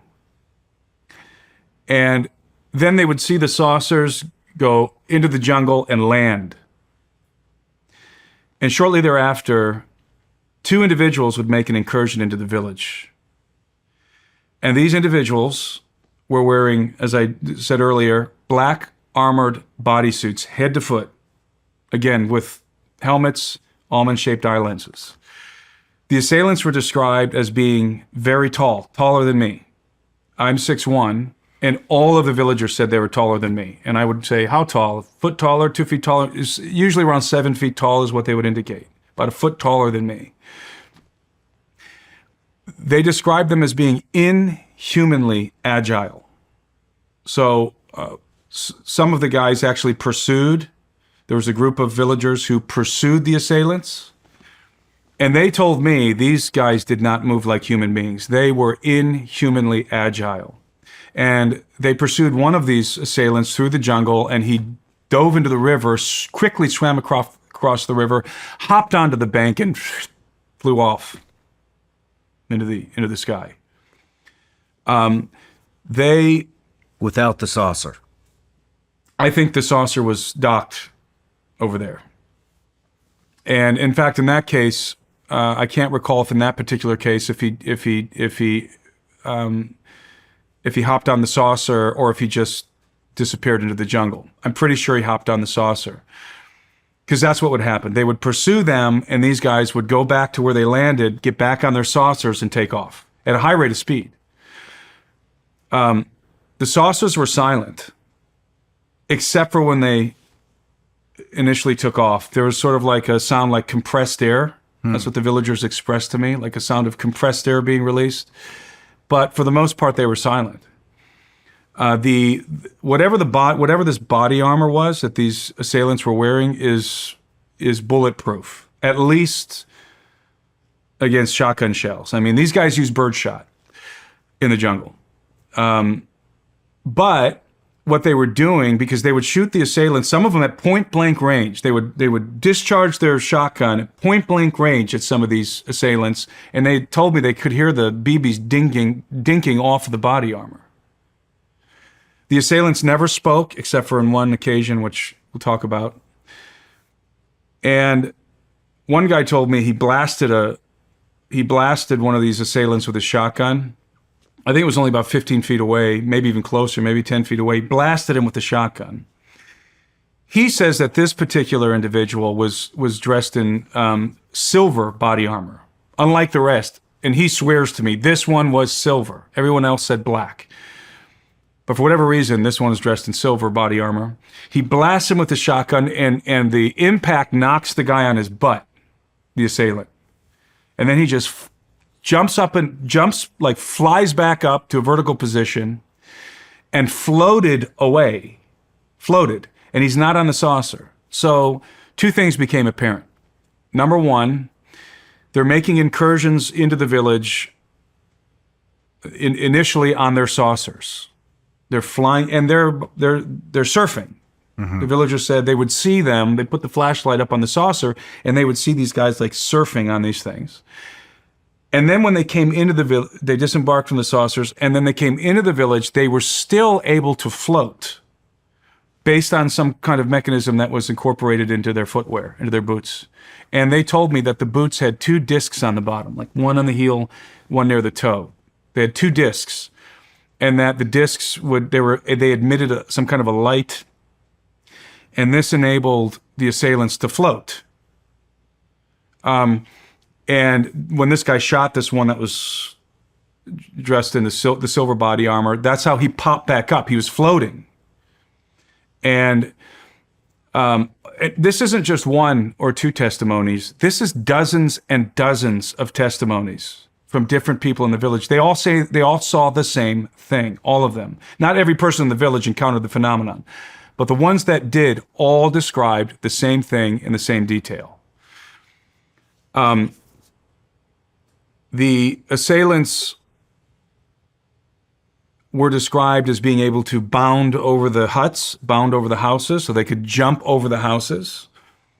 As I said, they were impervious to the shotguns. And what I was about to say about that was that the villagers, realizing that their birdshot wasn't having much of an effect. What they did was they showed me how they were doing this. They would open up the cartridge, empty out the BBs, and weld some of the BBs together to make slugs. And then they would put them back in there, and they were firing, these makeshift slugs to no effect.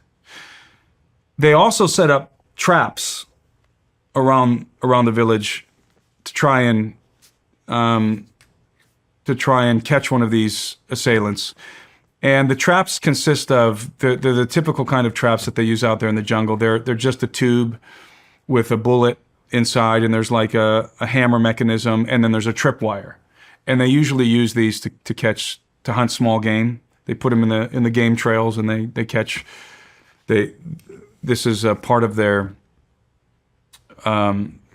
This is what hunters commonly do. But this time they retrofitted these traps to shoot these assailants. So they put these welded birdshot in the cartridge, and then they lifted the tube higher. And what they were trying to calculate was the knees. They wanted to shoot the assailants at the knees. So usually they're about a foot off the ground. They lifted them 2 or 3 feet off the ground, and they set up 9 of them around the village. And at night, they would hear the traps going off. They'd hear the shotgun blasts. And then when they would run out there to see what happened, obviously they're expecting to see one of these assailants laying on the ground with a hole in his knee. There was nothing. No residue, no blood, nothing. No footprints. The footprints were there. And the footprints were 2 discs. Remember I said they have disc on the heel and on the toe. They were the imprints of discs. But you could also see like the outline of a shoe. But they were ineffective at actually killing or injuring any of the assailants. And these are very dangerous traps. And in fact, one of the ladies from the village accidentally tripped one, and she got shot in the thigh about a month before we arrived. And so they quit doing the traps because they're very dangerous. So they had... They decided to start patrolling the village sometime in July because they were freaked out. Everybody was completely freaked out. And they had been running their patrols every night for a few months, and were still patrolling when we got there. In addition to the discs that they were flying around on, there were also advanced aerospace vehicles involved in the phenomenon. What do I mean by that? The villagers were describing 2 things for me. They were describing the discs that the guys were flying on, circular discs, and then some of them were drawing in the dirt for me these other craft. And these other craft were they were sort of delta shaped, but they were shaped like an acorn on its side. So they had rounded edges, but they were sort of delta shaped, so something like that. And they were large. They were the size of like a large helicopter. And multiple villagers drew these for me in the dirt. And one particular gentleman drew for me on an acrylic board. And he described it in great detail. And these craft would hover silently over the village. And they would be stationary, and then sometimes they would move away at different rates of speed. But there were multiple witnesses to these craft. In fact, the gentleman who drew the craft for me on the acrylic chalkboard, he said that one night he was right in front of the village in the river on his canoe around 3 o'clock in the morning, pulling up his nets. And as he's pulling up his nets, he said it was like somebody turned the lights on. He said it was like the sun came up suddenly and everything is illuminated around him. And he realized that there was something above him. So he looks up and he sees this bright light shining down on him. And he sees this craft hovering in the air about 40, 50 feet above him. And he's sitting there in the canoe, right on the river. This craft is silently hovering above him. And it's semi-transparent. He said it had like a transparent mesh around it. You could see the fuselage, you could see the body of the craft, but it was also somewhat transparent, and you could see 2 individuals sitting inside. You had one up in the front and one in the rear of this craft. And it was shaped precisely like what everyone else described. It was that acorn shape. Again, acorn on its side, not upright.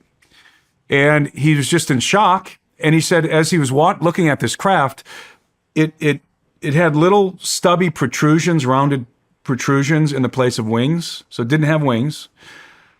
And these protrusions opened up, and there was a series of lights, like rapidly blinking lights. And he said it was like it was scanning, and then they folded back in, and the craft began to move away. And as it moved away, there was a low frequency hum. So, as I said, we've got advanced aerospace vehicles in play here, not just, so the narrative of jetpack miners was obviously becoming was becoming more and more absurd, let's put it that way. And the cartel explanation was becoming less and less likely as we were conducting this investigation, because I don't believe that cartels have this kind of technology. The assailants did have backpacks. Everybody did describe, but it was like a small hard shell pack that was attached to the body armor. And they clearly were floating with whatever mechanism was attached to the bottom of their boots, and they were flying on the discs. They were not jetpacks. So we surmise that maybe we're looking at some kind of a battery, maybe a mini reactor. I don't know. That maybe that's the energy source is the backpack.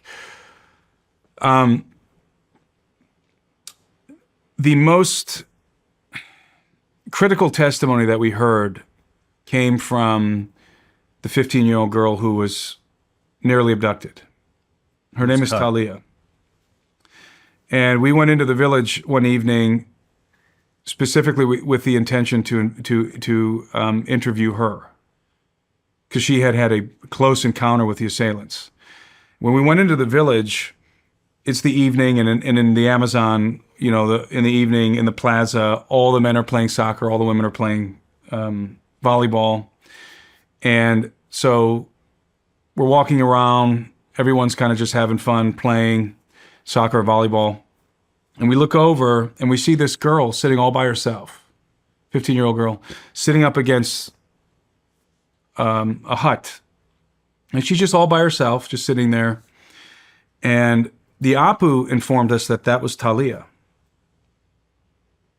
And I said, well, can we talk to her? He said, well, I'll talk to her dad and see if her dad can approach her, because she's very traumatized. And so we're standing there, and Apu goes to find the father, and she looks over at us, me and Doug. And we're pretty imposing characters. I mean, Doug's a big guy, and I'm tall, and we're imposing-looking gringos. We got a machete and so forth. She looks over at us. She casually glances at us, and as soon as she sees us, she starts to tremble. And she's maybe 20, 30 yards away. She sees us, she instantly starts to tremble. And she takes her hair and she moves it to the side of her face to block us from seeing her face. You understand what I'm saying? She takes her hair and moves, and she's sitting there trembling. And she starts to block her face like this. And instantly I recognize, wow, this is serious trauma. And our heart broke for this girl.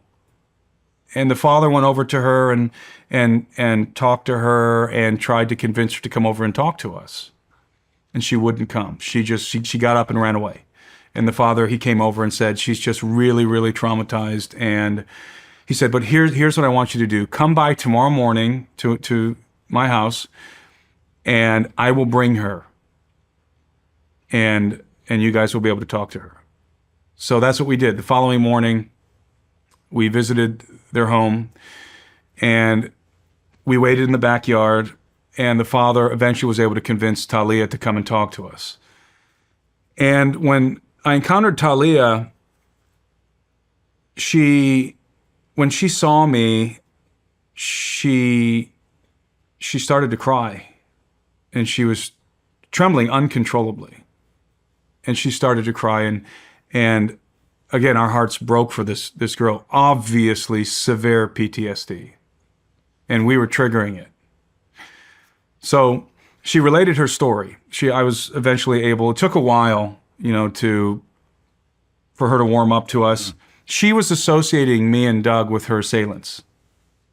So, and you'll understand why in a minute. So she had this PTSD, and she was associating us with the assailants. So I interviewed her, and she told me that one evening back in July, she was in her backyard, and she had this long stick, and she was trying to knock down some fruit from the tree to make a drink out of it for dinner. And the sun is just starting to go down. And again, the incursions only happened after dark, or as it was getting dark. And she knocked down the fruit from the tree, and she bent over to pick up the fruit. And when she bent over, she felt a wind at her back, and the dry leaves began to rustle at her feet. And she looked up to see what was generating this wind, and she saw this person dressed head to foot in black body armor, flying on a disc, and she went like this. He was flying on a disc, and behind her house, there's like a little gully, and it's a forested gully, so it's jungle back there, and then around this little forested gully, there's other houses. And there's a little hill that comes up to her house. And this assailant, who they all were calling again Pelacada, the face peeler, he floated up next to her, and then he landed next to her. And he grabbed her from behind, he put his hand over her mouth. And then she saw another one coming behind him in the same manner, floating, like surfing up on this hoverboard, this circular platform. He floats up the hill, lands in front of her, and he grabs her legs. So now she's being held from behind by one assailant, and then her legs, the other guy has her legs. And they lift her up together on their hoverboards, on their circular discs. They lift her up, and they fly her behind like this thatch roof chicken coop. And then they land. And her mouth is covered. And then they proceed, the one who was holding her feet, he took out a powder, and then he took some sort of a solution, and he mixed it in the powder. And then he took a nasal syringe, and he sucked it up and shot it up her nose. And this made her feel sedated. And then they took out a long tube, looked like a toothpaste tube or something, and this had a cream in it, and the guy that was holding her mouth from behind, he started to smear this cream all over her face. And as he was doing it, the guy in front said, be careful, don't put too much on, don't apply too much, because you're going to ruin the flesh. That's what she said. In English? So this is the first time that now we're hearing testimony that these assailants, of these assailants speaking. Was it They in spoke in English? Spanish. In Spanish. Yeah, so she referred to the larger one was taller than the other. The larger one was taller than me. The other one was at least as tall as me, if not taller. She referred to the larger one as the gringo, and the shorter one, who was still taller than me, as the Peruvian. Because when they spoke, the larger one had a gringo accent, Spanish accent, and the other one sounded just like them. He sounded Peruvian, so he didn't have an accent. And so after they apply this stuff to her face, they take out what Doug and I think is a laser scalpel. They take out this little device that has like a laser light on it, and they begin to make an incision under her jawline. And she starts to struggle. And so they actually restarted the incision. So you can see in photos of her and in the videos that I published on YouTube, you can see the two incision lines. One was here and then the other one right under it. And as they're beginning to cut under her jawline, she's struggling. This is the last energy she has. She starts to freak out, and she gets her hand underneath the helmet of the guy behind her that still has his hand over her mouth, right? And she starts to lift up on the helmet. And he gets agitated, and he freaks out a little bit because he doesn't want his face to be seen, apparently. That's what she told me. He freaks out for a second, and they drop her. And when they drop her, she lets out a blood-curdling scream. And remember, the villages are in a state of high vigilance. So the men are all sitting on their in front of their houses with shotguns and flashlights. This is not the first incursion. They know something's going on. They're aware of these assailants, so they're ready. So when she screams, her brother and a group of other villagers who live in proximity to her house come running instantly. Like they're on the scene in 20 seconds. And I talked to them. They showed up with their flashlights and their shotguns. And what they saw was Talia laying on the ground, bloodied up, blood all over her face and neck. She's passed out at this point, and the assailants are hovering like this on their circular platforms. And Talia, before she passed out, after she screamed, she said that the assailants said, let's go, we got to get out of here. And then one of them said, no, we can't just leave her here. And so they tried to drag her up the hill as they're floating on their platforms. They tried to drag her up the hill, but they dropped her, because the other villagers were on the scene. And so the villagers are there with their flashlights trained on these guys, 2 of them, and they maneuver to where there's an opening in the canopy, and they shoot up through the canopy.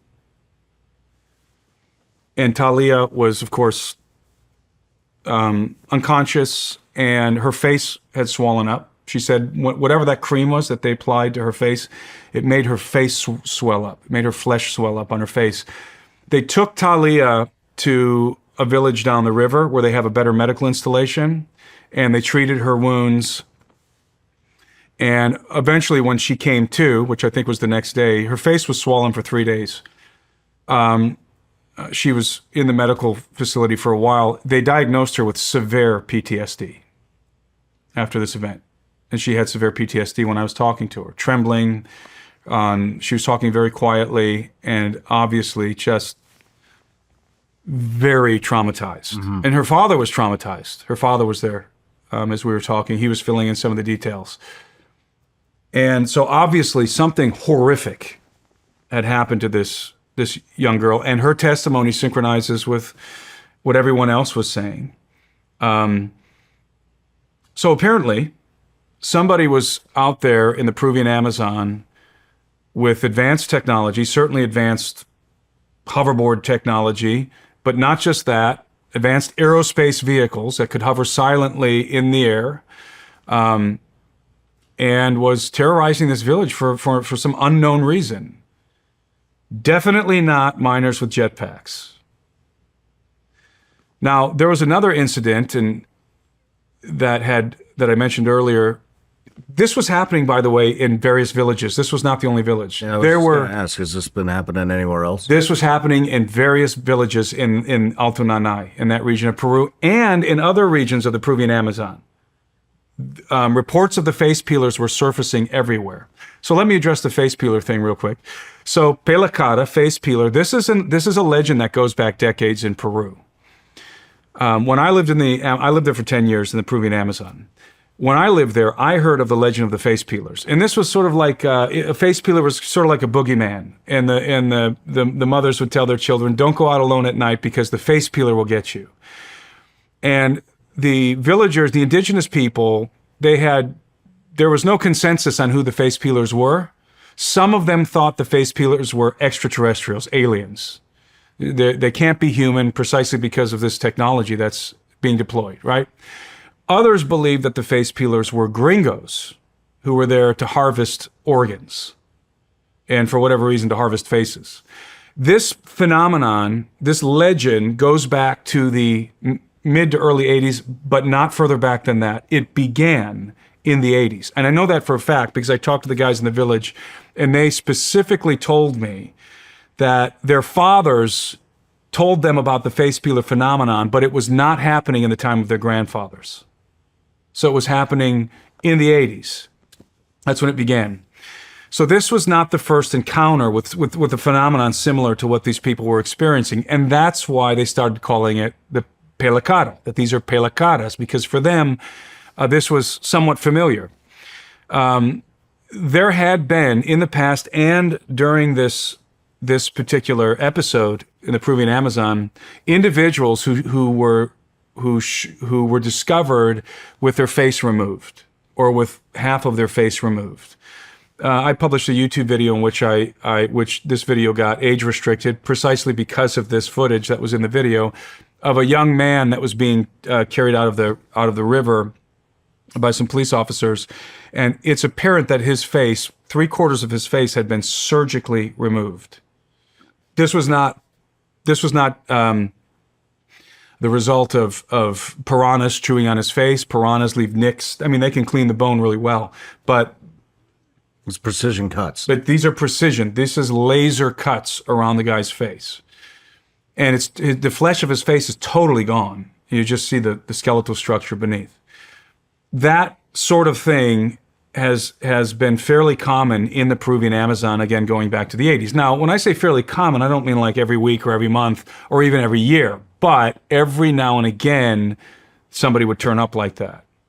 And hence, face peeler. That's why they call them face peelers. When I was there, just about a week or two before I arrived, maybe a few weeks before I arrived, there was an incident that happened to a young boy from a different village called Bagasan. And I learned about this when I was in Nauta. And this boy, he had been attacked. Same description. The assailants had the same description. Black armored bodysuits. The whole situation was the same. And they had cut into his neck under the jaw on both sides.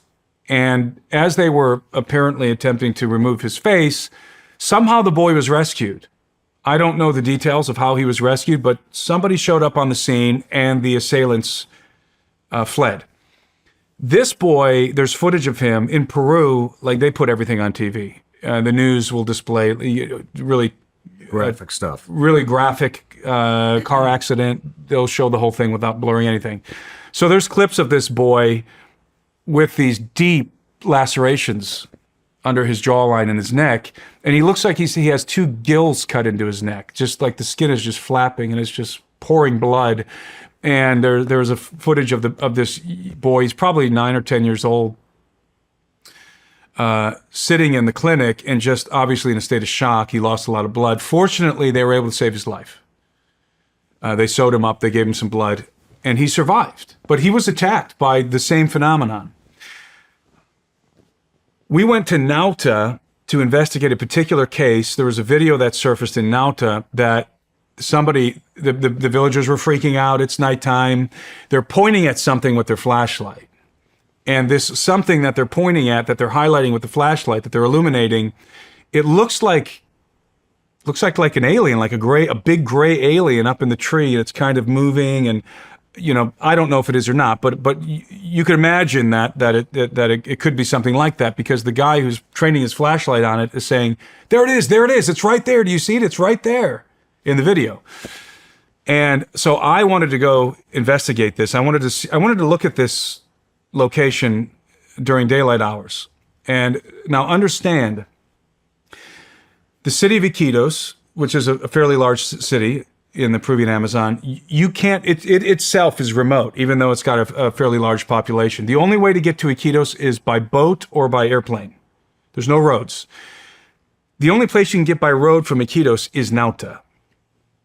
And Iquitos is where the Amazon River begins, by the way. That's where the Amazon River begins. So this is intense Amazon jungle out here. And Nauta is like about, I don't know, maybe like an hour to an hour and 20-minute drive from Iquitos. It's the only place you can get by road. Nauta has a population of 35,000. Okay, it's not a village. It's a city. And Nauta there's a military installation there. The Navy has a presence. The Army has a presence. There's Army and Navy bases in Iquitos. There's a large police force. There's helicopters on site. There's Navy vessels on the river there. It's a very well defended area. A lot of infrastructure. We're not talking about a little village anymore. Yeah.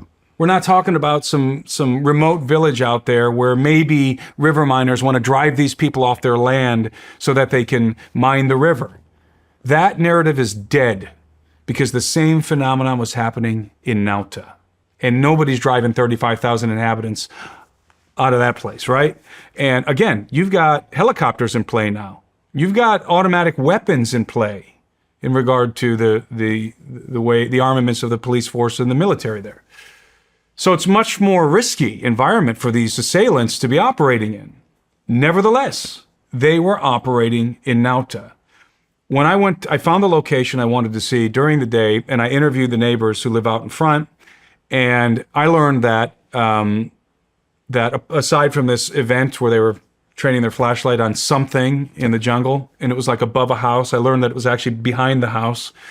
The trees were actually further back than I had thought initially from the video. They said that they were seeing flying saucers, and that there was a large saucer that had perched above this house, above this tree, and it shot a light down. And there was like, half a dozen witnesses to this. And they said that, and this was all happening at the same time as the incidents out in the jungle. And they told me that on the outskirts of Nauta, they would hear gunshots going off. And when they would talk to the police officers or to the villagers who happened to be walking around at night, coming in from hunting or whatever, to the inhabitants, not villagers, but the inhabitants of Nauta, they described the same exact phenomenon. Individuals who were dressed, people who were dressed in black armored bodysuits, flying around on these circular platforms.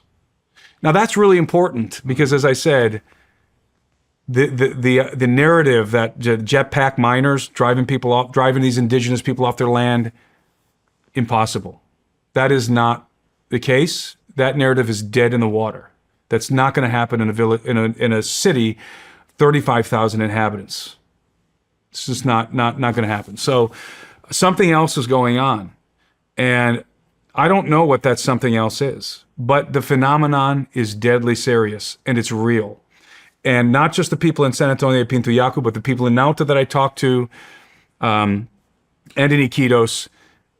It's not a joke to them, and none of them, by the way, believe it's miners with jetpacks. When I was able to, we had a couple of meetings with the villagers, with the elders, and with the men of the village, and I proposed to them this idea that the media had run with, that there's river miners wearing jetpacks.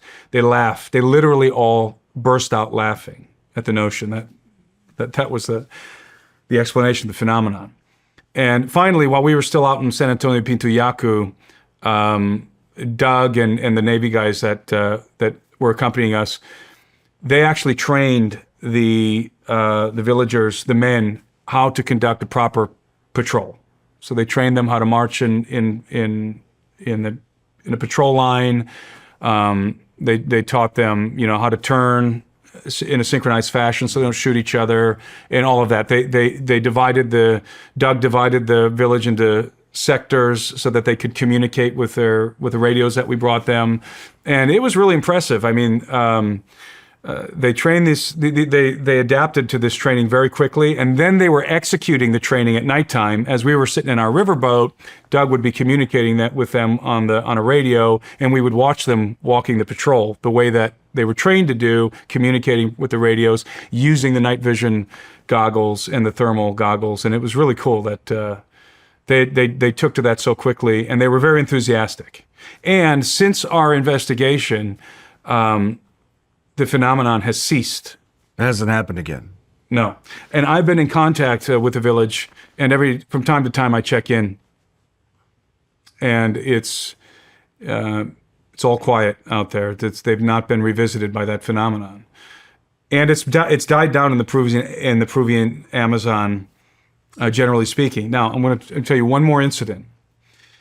So when I came back, this individual contacted me on X and provided me with the contact number of this person in the city of Yurimaguas in the Peruvian Amazon who they wanted me to call and interview, because this person apparently had a close encounter with a pelacara, with one of these assailants, and I believe his name was Pablo. I'm familiar with the city of Yurimaguas. I've been there on many occasions, and so I called him on his cell phone, and we discussed the incident. And what he told me was that one evening, he lives in a homestead. So it's not even a village, it's a homestead in the jungle. And outside of the city of Yurimaguas, he told me that one evening, he was bathing in the river just as the sun was going down, and him and a couple of other guys were bathing in the river. And somebody started shouting from one of the houses in the homestead, "Pelacada, pelacada." And he came running out of the river. He threw a towel around his waist.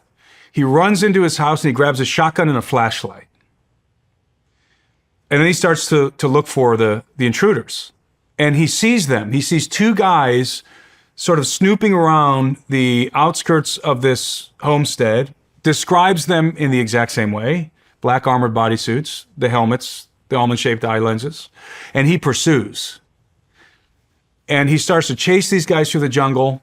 And they're running, and he's running behind them, and he gets close enough to actually discharge his firearm at them, and he hears the dinking of his birdshot off their body armor. And he said the first guy, and I get the impression that they ran back to their platforms. The first guy took off. He accelerated into the sky.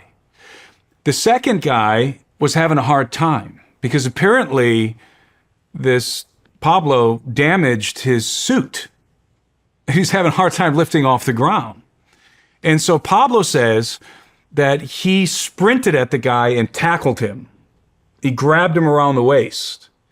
And as he was holding him around the waist, this assailant was attempting to lift off into the sky, but he couldn't do it. And the assailant took out some sort of a laser device and shot Pablo with it. Like he flashed it on him, and Pablo instantly went unconscious. And he woke up to his father and his brother were arousing him, and he had to go to the hospital because he had heart trouble. And he's been diagnosed with the timing of his heart is off. So something like some sort of an electrical pulse was discharged into his body, and he now has a heart condition because of it. Pablo was deadly serious about this whole incident, and it's just a confirmation. And this happened later on. This happened a couple of months after the incursions into San Antonio de Pintuyacu and Nauta, and in Alto Nanay. So what the heck is going on? I mean, what is this? This is very, very disturbing. And one final detail. It happened that during this period of time, from the end of June to the end of July, there was a joint military operation happening in Peru. It was called Resolute Sentinel. And it involved 8 different nations, including the United States. It was headed by the United States, Great Britain, Ecuador, Bolivia, Panama, Uruguay, and a couple of other, Brazil, and Peru. And it involved the Air Force, it involved the Marines, it involved Space Force, it involved the Coast Guard, and a couple of other agencies. This is verified? Yes. It's called, as I said, it's called Resolute Sentinel 2023. And they were running operations in Peru. And it was primarily based, I think it was primarily sea-based operations and ostensibly rescue type missions and stuff like that. But it was a big operation. And I was told when I was in Peru, I talked to a general in Peru, a Navy general, and I interviewed him first in Lima before I went out to the jungle, to the village. And we talked about this face peeler phenomenon, which he completely blew off. He didn't think it, he thought it was, he bought the jetpack miner explanation. And, but he confirmed that there was a joint operation underway. He was retired, but very, very prestigious guy in Peru, high up in the Navy. He was an admiral. And he told me that there was actually military assets on the Amazon, Navy assets on the Amazon. I don't know, Peruvian, U.S., probably Brazilian or something. And that it was quite unusual in that there was a lot of assets deployed for this training exercise, Resolute Sentinel 2023. And it just so happens to coincide with these incursions into the village, with the face peeler phenomenon from the end of June to the end of July. Now, for whatever that's worth, I don't know. Strange coincidence. So I wondered, and this is I probably don't believe this, but here's a hypothesis. You know how sometimes these military operations are used as a cover for, so you'll have like an op that's a cover, like a Resolute Sentinel, for example. They're doing training and they're doing training for rescue missions and so forth. But maybe sometimes that can be a cover for an actual operation that's happening in the country or in the region, in the theater. Yeah, by the way, this all was the time. This was Southcom. This was Southern Command, and it was headed by the Air Force. It's possible, at least. Let's just put it in these terms. There's a chance, and I'm not saying I buy this. I'm just going to throw this out there. What if there was a serious threat, something out there in the jungle, human or non-human, whatever? There's some kind of a threat out there, and they're using Resolute Sentinel 2023 as a cover to run an actual op in the jungle to combat that threat. That's one. That's like, I like to think of that as the predator hypothesis, right? Like there's some bizarre phenomenon happening in the jungle, like the Predator movie, and they send in commandos under the cover of this Resolute Sentinel and assets. That way they can place assets in the region without drawing attention. Oh, they're just running Resolute Sentinel 2023. The other option I don't like. The other option is that this is part of the op. This is part of they're testing some kind of technology. That one I don't like because that would implicate, the United States government in this nefarious activity. And I don't like that one, and I don't really believe that that's a plausible explanation. But a lot of people always inevitably throw that out there whenever I talk about this. Well, I don't think the U.S. government would be working with Uruguay or Ecuador or Bolivia or any country like that I mean, they're just not near as technologically advanced. Do you? Well, they were. Resolute Sentinel involved all of those countries. As far as like an operation. No, the op would be the Resolute Sentinel would be the cover. I get it. Right. I get it. But I don't think that they would involve all these other countries. I have no idea. I don't really have. I mean, you would know better than me. I don't know. But it's an interesting coincidence. I mean, it's part of the picture. And they may be totally disassociated. It's just, I think it's an important detail to add into this equation. Has this been happening anywhere else in the world? No. Only in Peru. Now, I heard that, and I'm not sure, I never was able to verify this, but I heard that the phenomenon was happening right across the border in the Brazilian Amazon, right across the border with Peru. So generally speaking, the same region of the jungle. I was not able to verify that, but there were, as I said, multiple villages involved in this. Multiple villages. What do you think it was? Well, if her recall of the incident that happened to her is accurate, and the reason why I say that is, remember that they sedated her, that they shot that stuff up into her nose, and she's got severe PTSD. So it is possible that Talia, previous to this assault, was convinced that these were the face peelers were gringos, and they were there harvesting organs and stuff. So that when they assaulted her, she confabulated some of the details, like hearing them speak. That's possible. She has severe PTSD, and that does happen. And she maybe recalls hearing them speak when in reality they didn't. That possibility has to be considered because that's a real phenomenon, especially in traumatic. I don't know about that. I mean, a lot of times when people go through traumatic experiences, that's just what they always go back to, and they remember it like it was yesterday. Yeah. You know what I mean? Yeah, and that's also very possible. So that's the second possibility, is she recalled everything precisely as it happened. And if she's accurate in her recall, then these are human beings. One of them apparently is a gringo. One of them is a Peruvian. And they're with some unknown, maybe transnational Aerospace Corporation? I don't know. I mean, what are the explanations here? What could this be? Obviously, this is exceedingly nefarious. And one thing that baffles me, if these guys are out there to harvest faces and they've got all this advanced technology, then why do they suck so bad at their job, right? Yeah. You would think that they'd be able to take faces left and right, and they can blow into town and take 10 faces and leave. Why the extended incursions? Why wouldn't they just take the entire specimen? That's right, exactly. Why wouldn't? And maybe I mean, they intended to with Talia horrible at some point. kidnappers. Right. They're horrible kidnappers. They're really bad. They're kidnapped all the time. They're really bad at peeling faces if they're face peelers.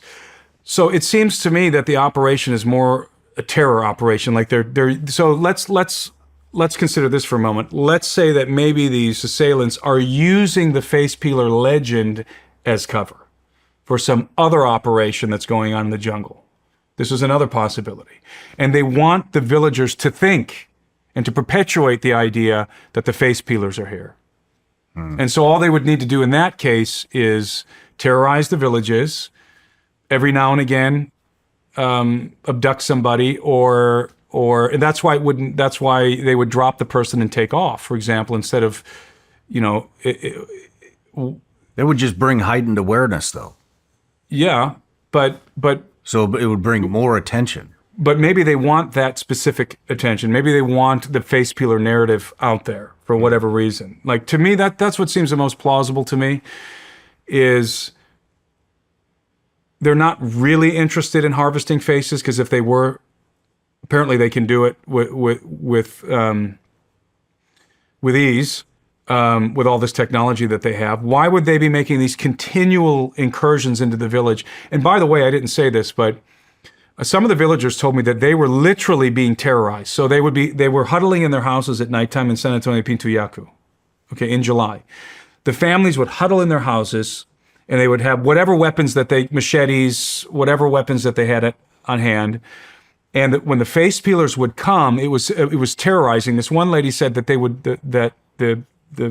again, what they're calling face peelers would be pulling on the boards of her house and knocking on the boards of their house, like to intentionally terrorize them.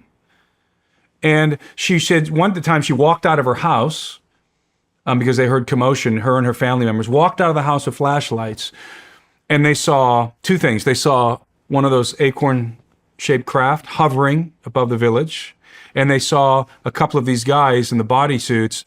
One of them jumped over the house, and she drew in the dirt the shape of the craft. It was the same thing everybody else drew. So, like, why? What's going on? They're terrorizing these villagers. Why? That's the question, and I don't know the answer. I'm totally baffled by this thing.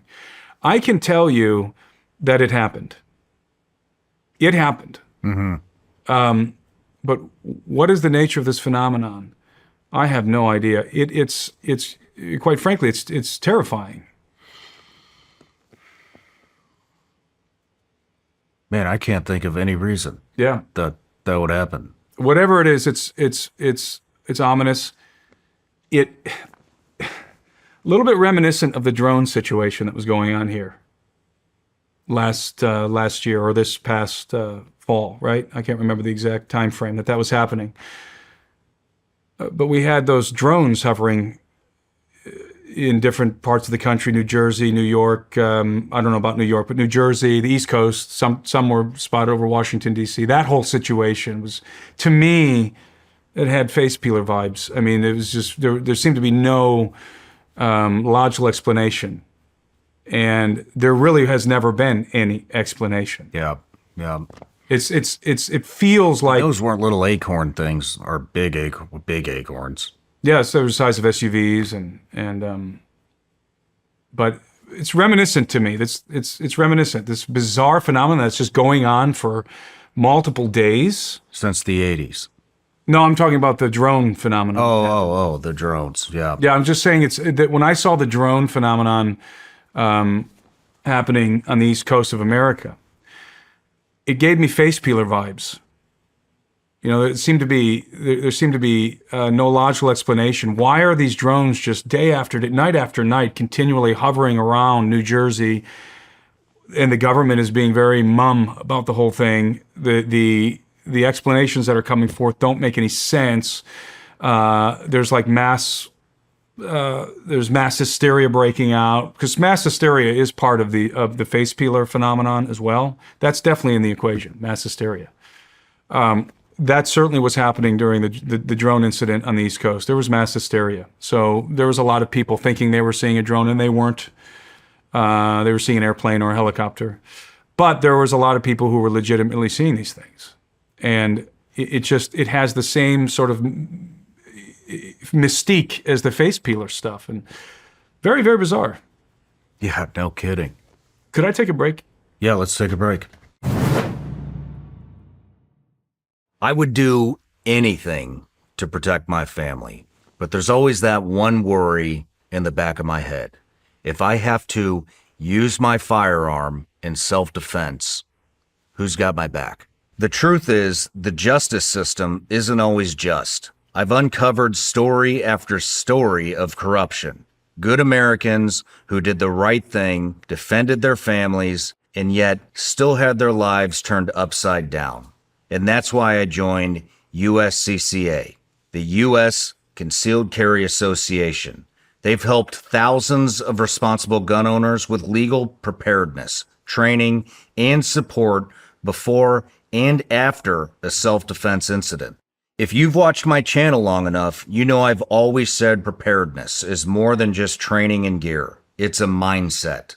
And because crime is on the rise in America, which we can all see, you'll need more than just a gun to protect yourself. You'll need a plan. Go to uscca.com/SRS right now to learn more.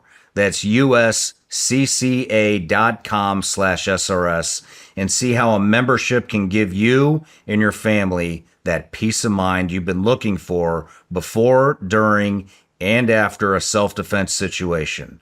Once again, that's uscca.com/SRS. Do it. Want more from The Sean Ryan Show? Join our Patreon today for more clips and exclusive content. You'll get an exclusive look behind the scenes where you can watch the guests interact with the team and explore the studio before every episode. Plus, unlock bonus content like our extra intel segments where we ask our guests additional questions, our new SRS on-site specials, and access to an entire tactical training library you will not find anywhere else. And the best part?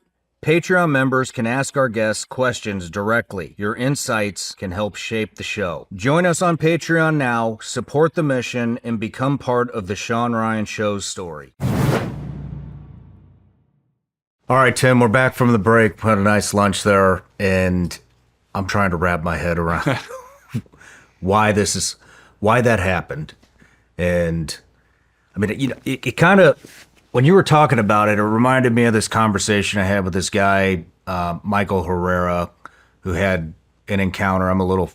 It's been years since I chatted with him, but it was basically some type of a human trafficking thing. It sounded like this is a long time ago. And, but I don't think this is human trafficking. Yeah, no, I agree. I think it is reminiscent of Herrera's testimony. And if I recall, Herrera was deployed to, I think it was Indonesia, after a natural disaster, and they were doing like rescue ops. And he was with a platoon. I think it was Marines. I could be getting this wrong. And they stumbled upon a craft, a large disc hovering out there in the jungle in a clearing. And they learned, without going into all the details, which I'm foggy on as well, they were confronted with human beings dressed in fatigues. So obviously this was some kind of, this technology was being operated by human beings. And he seems to think it had something to do with human trafficking. And that's interesting to me because if you're in the business of human trafficking, what better opportunity do you have than to go in after a natural disaster when thousands of people are already missing? I mean, that would seem to be the appropriate moment to go in and harvest human beings. So this phenomenon in Peru, the face peeler phenomenon, you know, there's echoes of Herrera's testimony here. It seems to me that there's a nefarious, maybe transnational faction that is in possession of advanced technology, perhaps derived from non-human technology.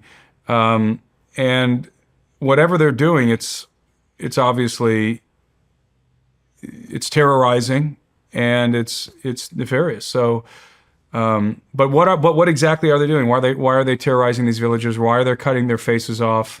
Are they harvesting something from the glands? Do they want to terrorize the people first before they harvest whatever they're looking for? I just don't understand that. If they wanted to harvest something, if they wanted to traffic, I mean, they're horrible kidnappers. They got amazing tech, but they're obviously really bad at kidnapping. Yeah. It's not that damn hard to kidnap somebody. They suck at peeling faces. You could do with an Astro van. Right. I mean, but even if they were harvesting, why wouldn't they just kidnap them and then do it there?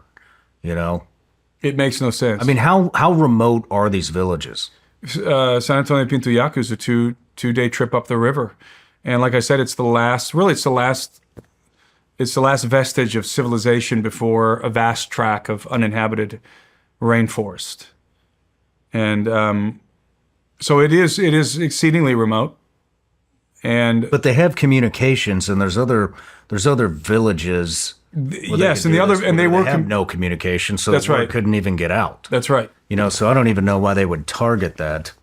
That's a good point. But remember, they were running the same operation in Nauta, and 35,000 inhabitants, military installation, police force, helicopters. That's not a soft target.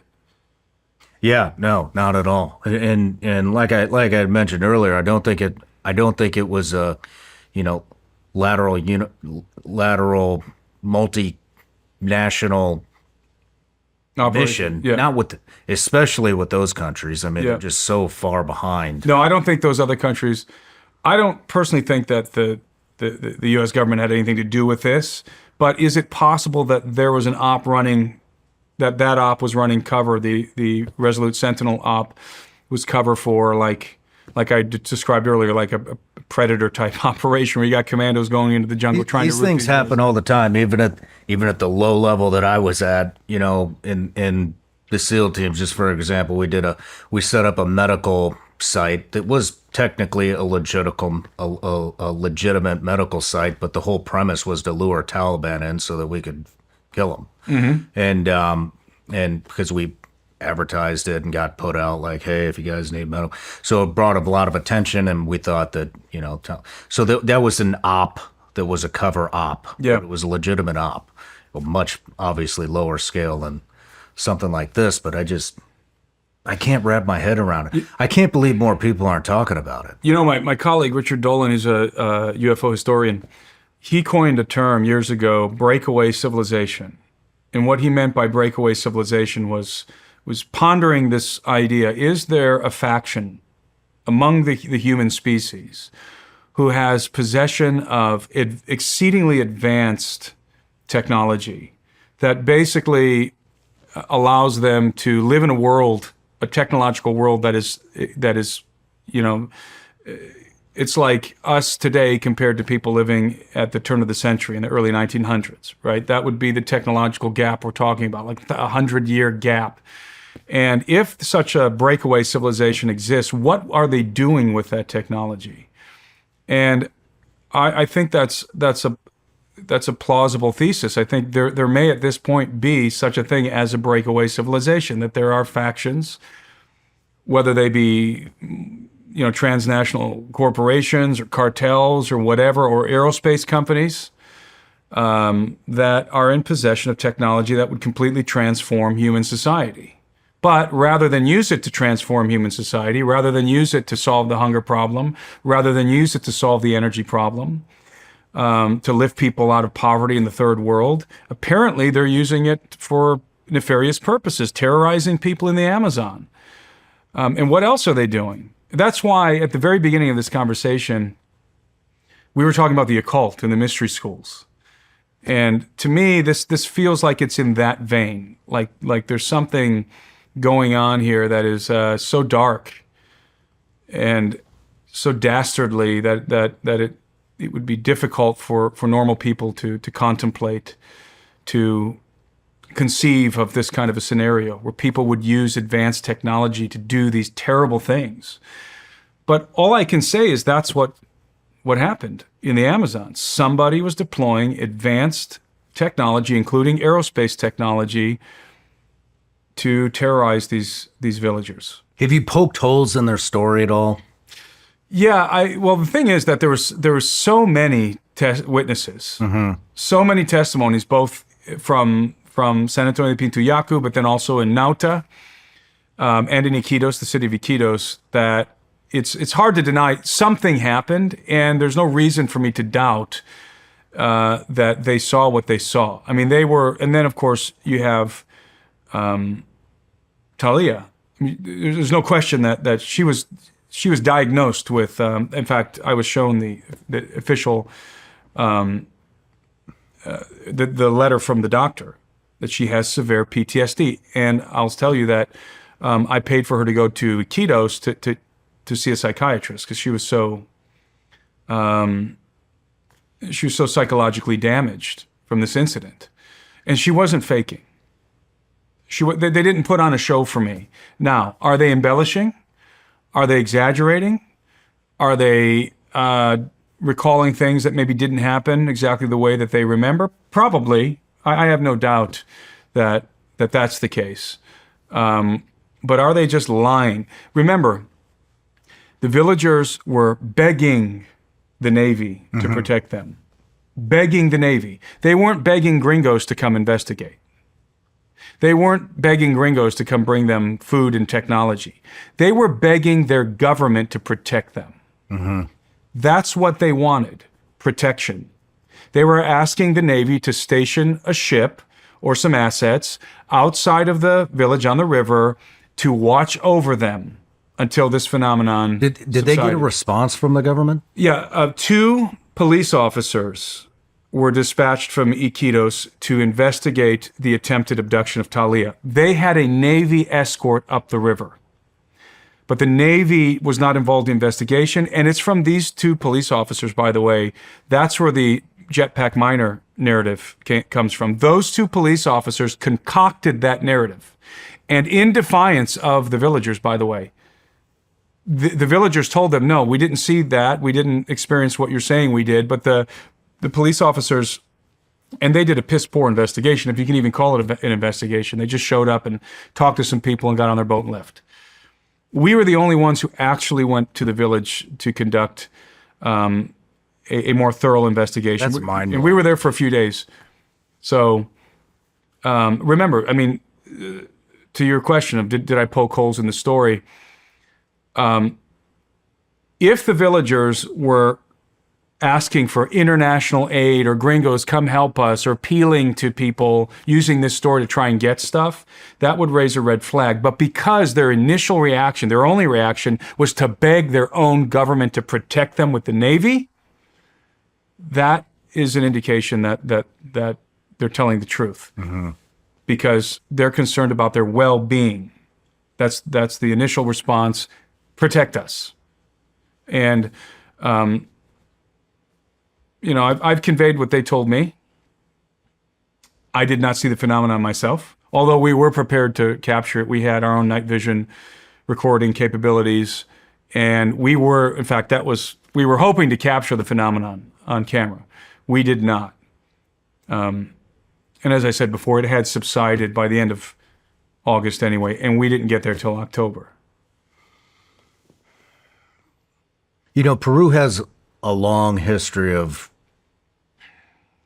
believing, or I don't know, in UFOs and extraterrestrial life. I mean, I've watched a ton of documentaries on Machu Picchu because of the precision cuts and stuff that are in those walls. What's your take on all of that?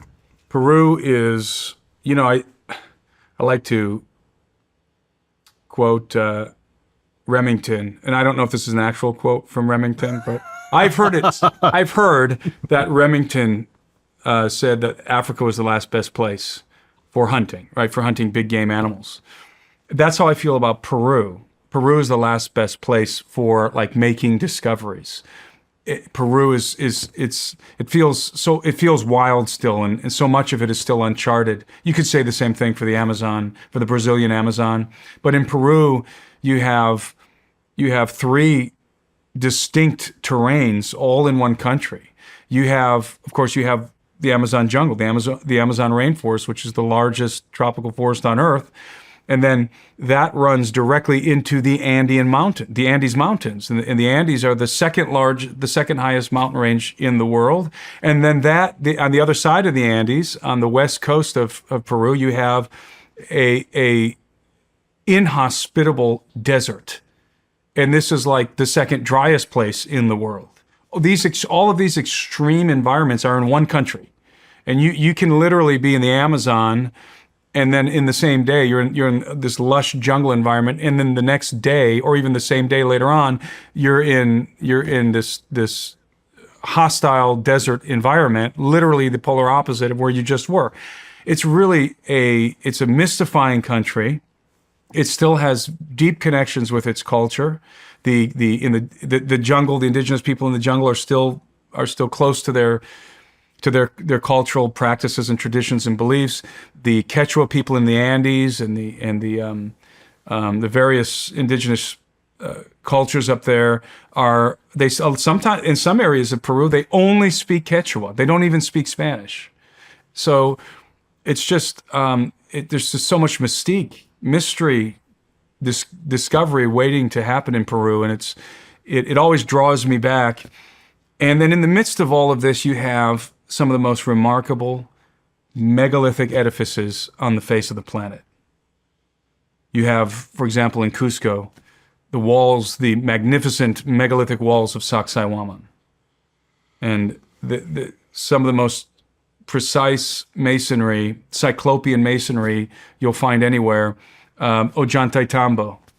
And then, of course, the foundations of Machu Picchu are megalithic. How do you think they did it? Or do you think they did it? The Inca? The Inca were an extraordinary civilization. They were. The Inca were master road builders. The Inca they built incredible aqueducts. They were advanced. They were an advanced agrarian society.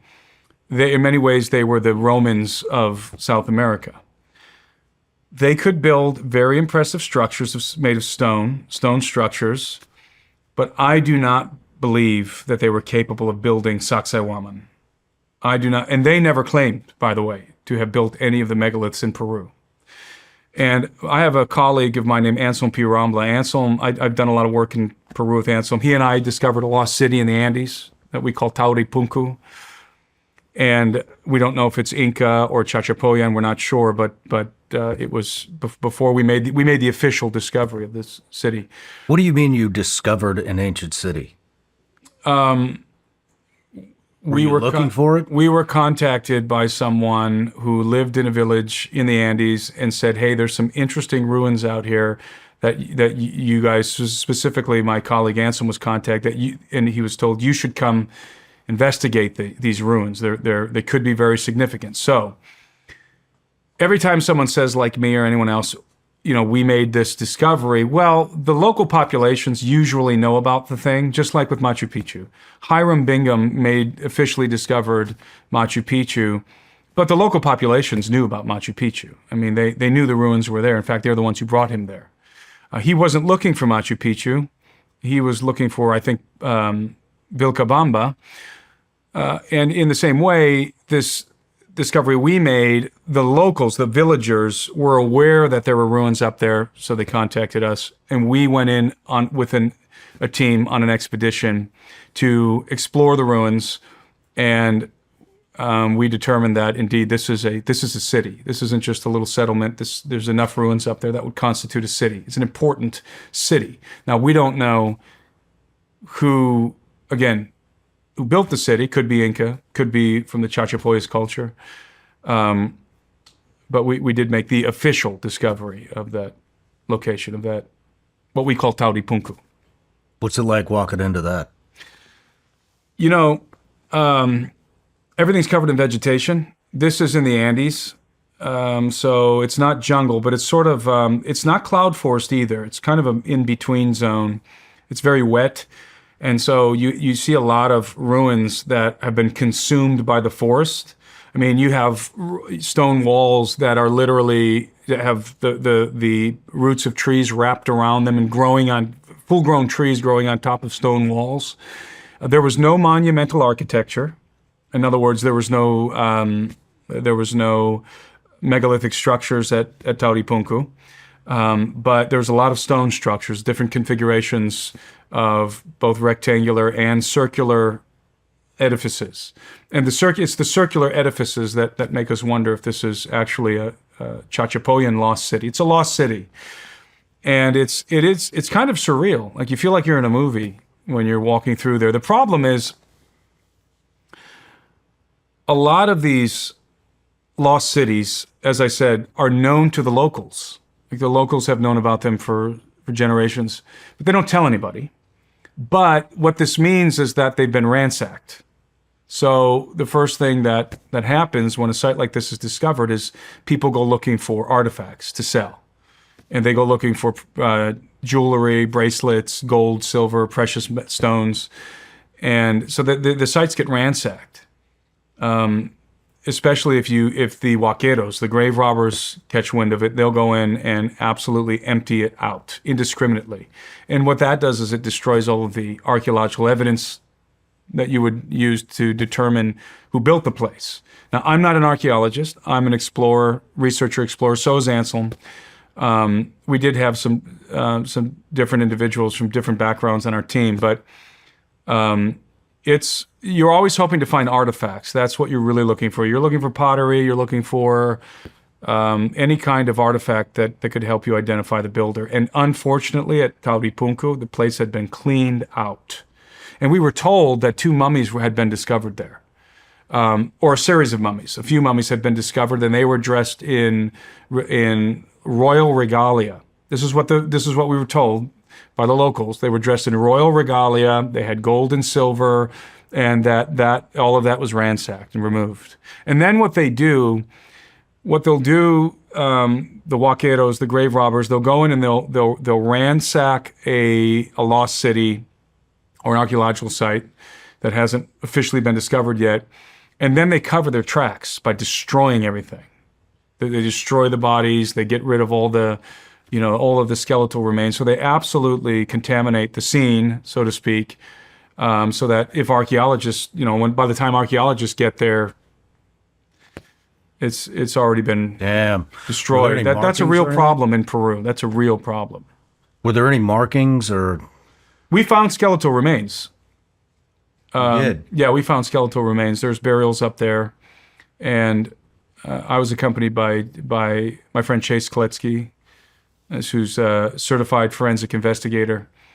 And so, we looked at the remains, and there was nothing really remarkable about them, anomalous, except for there were signs of trepanation. I think I'm saying that word right. What is that? It's where they make the holes in the skull, where they do surgery on the brain, and they'll cut the skull open, and they do something. Sometimes I think that some of these ancient cultures maybe thought that if you opened up the skull, you could release bad spirits or something like that, or release the thoughts. I'm not sure what they were doing. Nobody really knows why they did it. Did you get a date on the bones? No, we didn't. We didn't get a date on the bones. It's going to be Inca or Chachapoyas. It's going to be one of those two cultures. We're convinced of that. It's one of those two cultures. We're not sure which one. It's going to require some archaeologists to follow up and go up there and make that determination. Has anybody done that? Not to my knowledge, no. We made a film. I published a series of films, including this discovery, but those films are published in my members community. So we haven't gone public with the find yet, because we were actually making a TV show. That's a long story. That's a really long story. That's a crazy story, by the way. We were making a TV show in Peru, and long story short, we ran into the Ica mob, and we had to change gears. And so this TV show was going to be on a network, a big network, and there's a whole it was a whole saga that unfolded, but. We did film it. Damn, it would have been a good one. Oh, it would have been a great show. Originally it was a treasure hunting show. That was and there's this crazy story that had to do with my friend Anselm. And Anselm is I always refer to Anselm as the most interesting man in the world, Anselm Pirambla. By the way, returning to this topic of megaliths in Cusco. I think I mentioned to you, maybe I didn't mention to you, that we have, me and my partner Gary Haven, the founder of Curves, the fitness franchise from the 90s, early 2000s, we are in possession of state-of-the-art aerial GPR unit. And which means basically we have a GPR unit that we can fly. It's on a drone platform. And it's very high resolution. It can see 300 feet beneath the surface of the earth. It's got two different antennas. One is a deep penetrating antenna that's used to find structures. The other is like that LiDAR stuff, huh? It's GPR.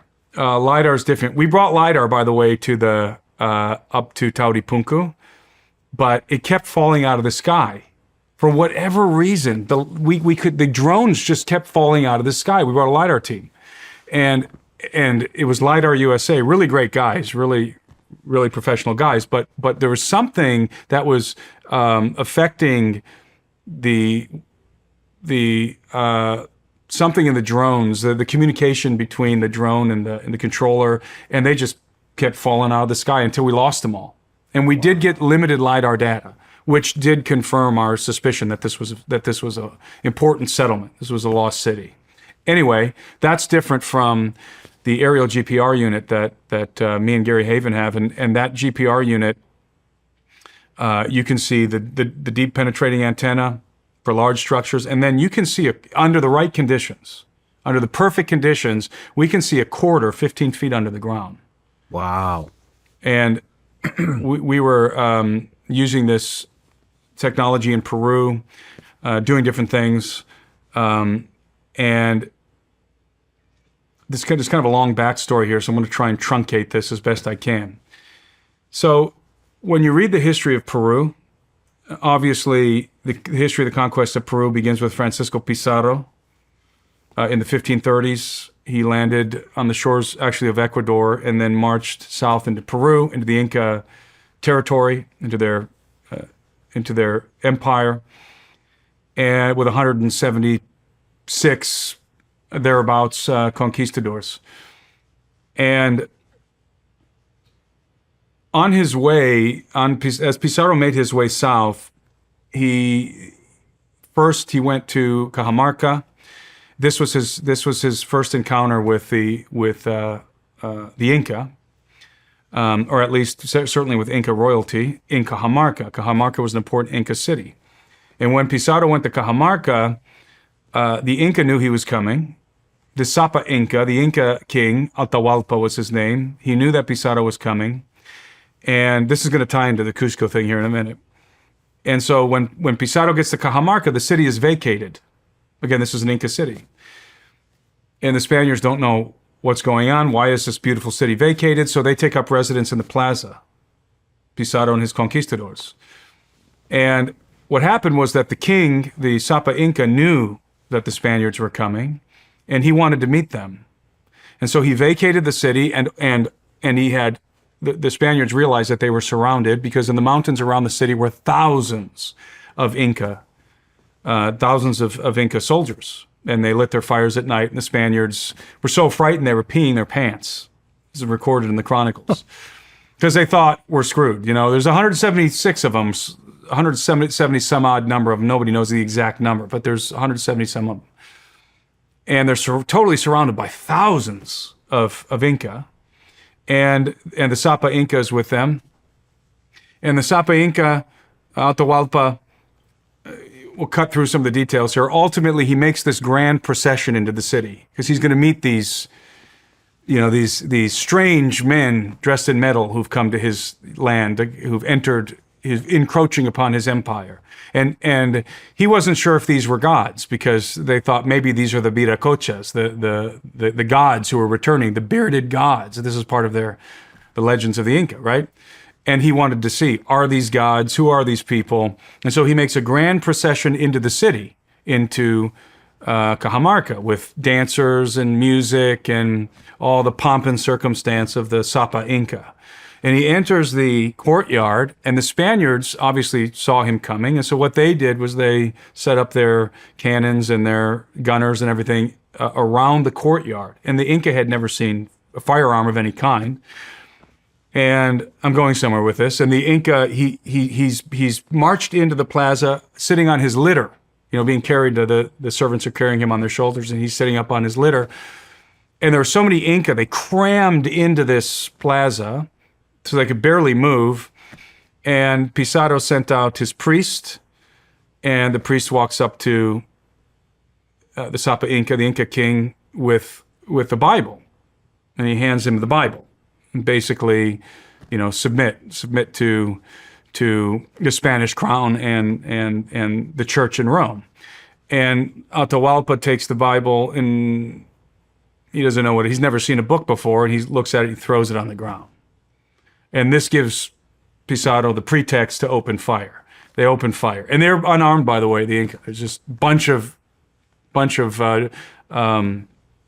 Inca men crammed into this courtyard, and the Spanish open fire and the cavalry charge, and they capture Atahualpa.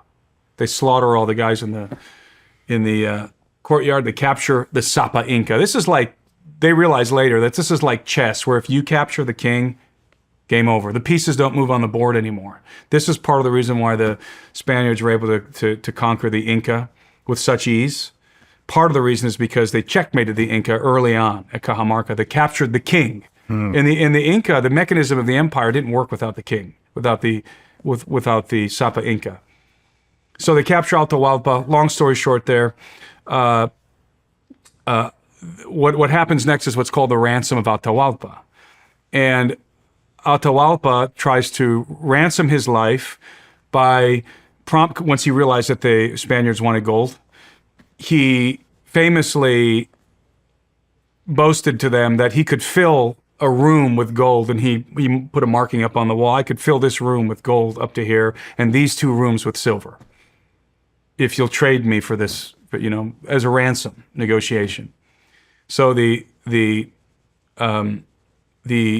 conquistadors, Pizarro and the conquistadors, agreed to this. That's why they're there, right? They want gold. So Atahualpa he puts the word out, and they start bringing the gold and silver. And he nearly does it. He nearly fills these 3 rooms up with gold and silver. But Pizarro knows that this is the king. This is the most critical piece on the board, right? He's not going to let Atahualpa go free. So he has him executed.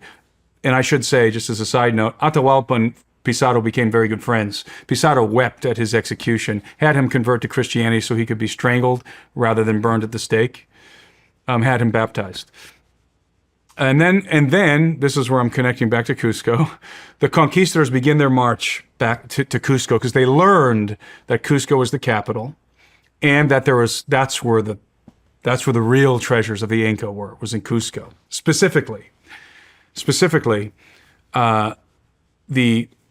the epicenter of the Inca Empire was a temple of Inca culture. The epicenter of the culture of the empire was the temple called Coricancha.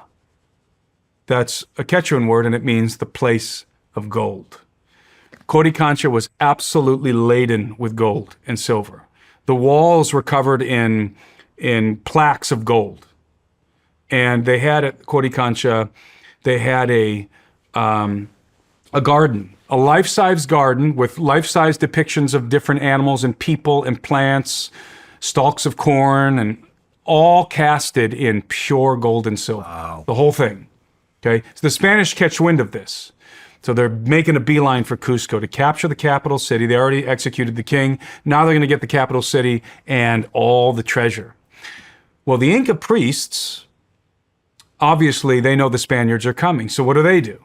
In the Coricancha are the most important artifacts of the Inca Empire. This is where the great golden sun, this artifact that was cast in the form of a sun, this is where that artifact was, and all kinds of. In fact, in the Coricancha, they had the mummified remains of their previous Sapa Incas, previous Inca emperors, and on the winter solstice, which is a time called celebrated a festival called Inti Raymi in Peru, they would parade the corpses of these past Inca kings around as if they were still alive, right? So this was this most sacred place in the Inca Empire.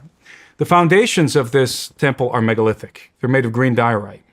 But today, if you go to Coricancha, you'll see these exquisite andesite walls that are built in the Cyclopean style. They're Cyclopean, which means there's no mortar between the joints. They're fitted precisely together. I'm not sure if those walls, if the walls inside of the temple were built by the Inca, probably. Okay, but this would represent the finest monumental architecture of the Inca. But that's not the point. The point is that the priests, because the Spaniards were on their way and they knew what the Spaniards wanted now, they wanted the gold and silver artifacts, what did the priests do? They gathered, a couple thousand of the Inca in Cusco, and they began to collect all of the most important artifacts of the Inca, including many of those artifacts made of gold and silver, and they took them down into a tunnel, the entrance of which was beneath the temple of the Coricancha. They took these artifacts down into this tunnel, and this tunnel runs for 1 mile beneath the Coricancha, the temple of the Inca, to the galleries and caverns beneath the megalithic citadel of Sacsayhuaman. And it makes a straight line, right? Because according to legend, beneath Sacsayhuaman, which is that megalithic site I referenced earlier, there's a whole underground complex. And it was very important to the Inca, and this is allegedly, according to legend, this is where all these artifacts went. They went to those chambers beneath that megalithic edifice. So the Spaniards arrive, they siege the city of Cusco, they overthrow the Inca, they take possession of the city. But the priests keep the secret. The Spaniards never learn about the tunnel. No kidding. They never learn about the tunnel. So much of the gold and silver, and certainly the most important religious artifacts, go into the tunnel and make their way down to the galleries under that megalithic wall. The Spaniards never learn about it. They hear rumors of it, but it's only rumors. And over the years, this has become a legend, a myth. So if you go to Cusco today and you ask an archaeologist or an anthropologist or a historian about, it's called the Chinkana, by the way, the Chinkana Grande specifically. If you ask them about the Chinkana is that tunnel, they'll say, oh, that's just a legend. That's just a myth. Now, they'll admit that there was gold and silver artifacts of the life-size. They'll show you that today, where it was at the Coricancha, that these life-size figurines were cast in gold and silver. That's all historical record. But they'll tell you that the tunnel's a myth. Doesn't exist. And nobody's found it. Nobody's found it until we found it. Get the fuck out of here. You found We it? found it. And Holy we shit. found it, and me and Gary and Anselm Piramla together.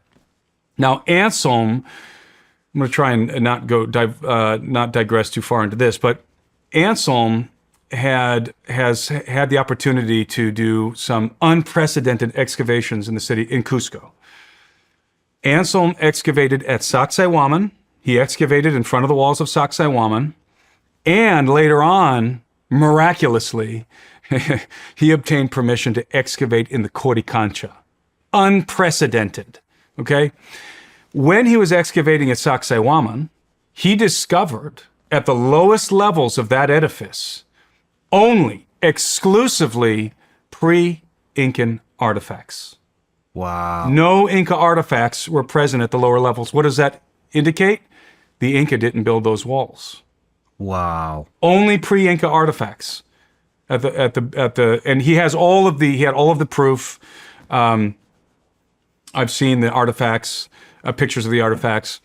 And I've been to Sacsayhuaman with Anselm. He walked me through the site and showed me where he excavated, and all of this is very well known. He was interviewed on Peruvian TV up in Cusco when they were doing their excavations.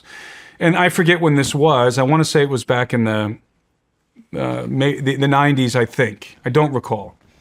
But while Anselm was excavating at the walls of Sacsayhuaman, he heard about the rumor of the Chinkana. And he decided that he was going to take a couple of guys from his team, and they were going to go down to the Coricancha to investigate this legend. Now, understand that the Coricancha it's there still today. You can go visit it in Cusco, and you still have the foundational level of the Coricancha. It's still there. You still have the ruins, but there's a Catholic church, Santo Domingo, that's built on top of it. There's a cathedral there, and there's a convent. The cathedral and convent of Santo Domingo. And it's owned, basically, it's overseen by the Dominican order. And this is all very interesting because the new pope is not a Dominican who spent much of his time in Peru. So the Dominican order has been occupying the Coricancha for centuries. The conquistadors gave it to the Dominican order. And so Anselm goes down to see if he can find out about this legend, and he meets with the prior of the order there, the head priest, and the prior receives him, and they sit down in his office, and Anselm says, "I'm over here excavating at Sacsayhuaman, and I've heard about this legend of the Chinkana, and I'm just curious if it's true." And the priest thinks about it for a minute, and he looks at Anselm and he says, "Yes, the legend is true." And then he says, "Would you like to see it?" And Anselm is kind of in shock, like, "Yeah, of course." So the priest accompanies Anselm and a couple of his guys into the cathedral. They help him push an altar out of the way that's sitting there on the cathedral floor. And there's a trap door under this altar. They open the trap door. They descend down these stairs into a crypt, a colonial crypt. And as they're in the crypt, they notice that there's an opening that's been partially blocked off with bricks. And Anselm walked up to the opening, and he asked the priest, "What's this?" And the priest said, "That's the Chinkana." And Anselm took his flashlight, flashed in there, and he saw the tunnel. And he said that the tunnel was lined with the same exquisite masonry as the temple above. And these are trapezoidal. You know, the doors, the Inca doors are trapezoidal, and the tunnel is trapezoidal. And it just went on endlessly. There was the Chinkana. So Anselm said, "This is great. The legend is true. I've got my team excavating at Sacsayhuaman. Let me go get them and bring them here, and we'll take these bricks down, and we'll go in, and we'll make this discovery and film it and everything." And suddenly the his disposition changes on a dime, and he says, "No. I should have never brought you here. You're not supposed to be here. You're not supposed to see this. Get out." And he kicks them out of the church, out of the crypt, and out of the cathedral. He just flips on a dime. Okay, so now Anselm knows that the legend is true. He's seen the tunnel with his own eyes. He knows that the most important artifacts of the Inca Empire, and who knows what else, is hidden under in the galleries beneath that ancient megalithic edifice. So ultimately, he gets permission, and I'm not going to go through how, but miraculously gets permission to excavate at the Coricancha. What's his objective? Well, he's got a public objective, which is whatever, but privately his objective is to get into the Chinkana, right? Brings his team, this is years later, like I believe the early 2000s, I'm probably wrong on the dates. He brings his team to Peru, and he's got an international team. He's got GPR, he's got all kinds of equipment. They're ready to make this discovery because he knows it's there, he's seen it. They arrive on the scene after miraculously getting permission to excavate. He goes into the cathedral, somebody changed the floor. The tiles, the floor has been retiled. Okay? He takes his GPR unit, goes to where he knows the crypt is. Can't find the crypt. Long story short, it appears that somebody filled it in with debris, or that it naturally, maybe an earthquake and whatever, but the crypt is now inaccessible. So now he's got to try and find a different way in, right? Because the crypt is closed. So he spends, I forget how many months on this excavation. They actually discover the foundations of the temple. That's how I know that the foundations of the temple are megalithic green diorite, as are the megalithic foundations of Cusco in general.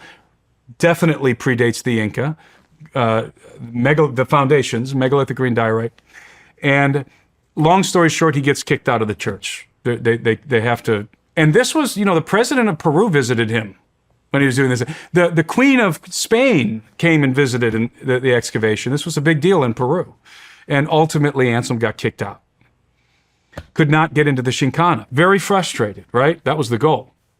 Well, fast forward now, years later. I'm with Anselm in Cusco. We have our GPR unit. Well, Anselm knows where the tunnel is. He knows, he saw it, right? He knows where it goes. So we surreptitiously, we took our unit, put it in a duffel bag, and we walked the perimeter of the church. And we then took the data, put it into the computer, and guess what showed up? No way. The Chinkana. And you can see the trapezoidal form of it, the Chinkana, right where Anselm said it was. The tunnel's there.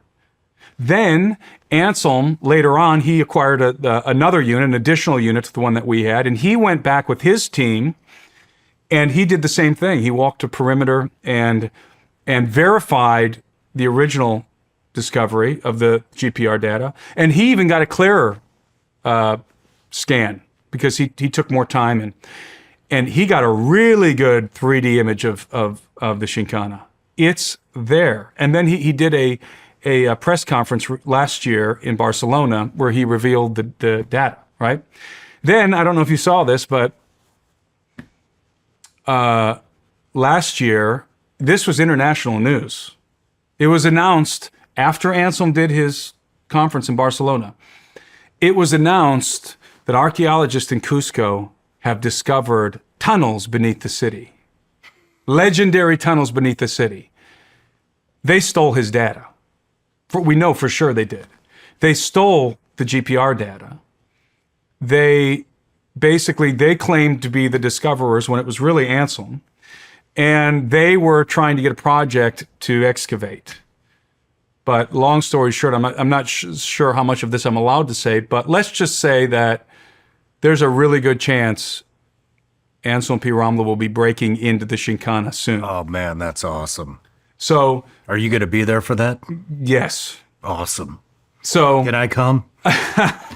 Very possibly, yes. So this could be one of the biggest discoveries in Peru since Machu Picchu. When is this happening? Do you know? He's working on the permitting. I'm not sure how much I'm allowed to share, but let's just say that Anselm has everything in the works behind the scenes. I didn't even know this. I met with his son in Lima. He has no idea that I'm sharing this, but the Chinkana is real. So the question is, what's down there? What's down there? What artifacts are sequestered away beneath the walls of Sacsayhuaman? Well, I think maybe a clue regarding the identity of the builders of the megaliths in Peru. That may be one thing that's down there. Who knows? I mean, all of the most important artifacts of the Inca are there, and it's real. It's not a legend. This story is true. And I'll give you one more detail. Anselm, while he was excavating in the church, he was working with a prior, a Dominican named Father Gamara, who I met later on with Anselm. Father Gamara was very friendly to Anselm and his team. Gamara told Anselm that the existence of the Chinkana has been known to the Dominican order and has been a secret kept by the priors of the church. I don't know if that's how we say it in Spanish. I don't really know how to say it in English. I hope I'm using the right terminology. By the head clergyman at the Cathedral of Santo Domingo in Cusco. That secret has been kept and handed down from prior to prior, okay? And so he affirmed to Ansel that the legend is true. In fact, furthermore, he said, I want to show you something. He took Anselm into a back room and he showed him an artifact.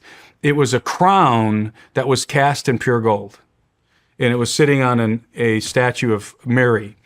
And they called it the crown of the mother, of the Virgin and the child. That's what they named this relic, the crown of the Virgin and the child. But then he told Anselm the story of where the gold came from. And the story goes something like this. Years ago, I believe it was back in the early 20th century, there were a couple of young people who somehow they made their way down into the galleries beneath Sacsayhuaman, because there are other entrances besides the Chinkana Grande, because some of these caverns are natural, right? So there's other ways to get down in there if you can find them. And these two young people, I think they were teenagers or young men, they made their way down into the galleries beneath Sacsayhuaman, and ultimately they got lost down there. By the way, the word Chinkana means labyrinth, but it also means the place where one gets lost. So we call it labyrinth because that's sort of what it defines. But in Quechua, it also means the place where one gets lost. And the legend, the Quechuan believe that it's cursed, that you go down there, you're going to go crazy or you're going to die. And in fact, of these two young guys that went down there, one of them perished in the labyrinth. The other one made it out. And this is what Gamara told Anselm. The other one made it out because one day, back in that era, probably, I don't know, back in the, as I said, early 20th century, one night the priests heard somebody knocking.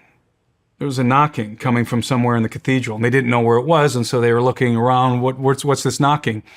Ultimately, they realized that the knocking was coming from the floor of the cathedral, from the trap door.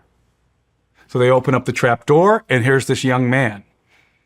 And he's starving, he's dehydrated, and he's in a state of disorientation. They pull him out, so he came up through the crypt. Obviously, he made his way into the Chinkana Grande, walked the mile through the tunnel, and is popping up through the crypt. They pull him out, and they start trying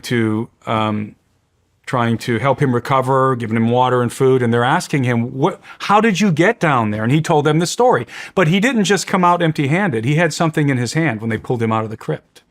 He had a what do you call a corn stalk, the top, an ear of corn. He had an ear of corn in his hand cast in solid gold. Wow.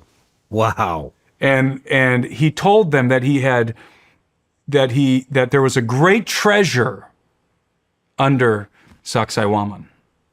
That there was a great treasure hidden under there, and that this was just one piece that he grabbed and held on to as he made his way through the labyrinth. His companion had died in the labyrinth. He emerged with a golden ear of corn from that was once part of that garden that I told you about at Coricancha, that life-size garden with everything was cast in pure gold and silver. And he gave the corn to the priests, and then he died. He'd gone mad.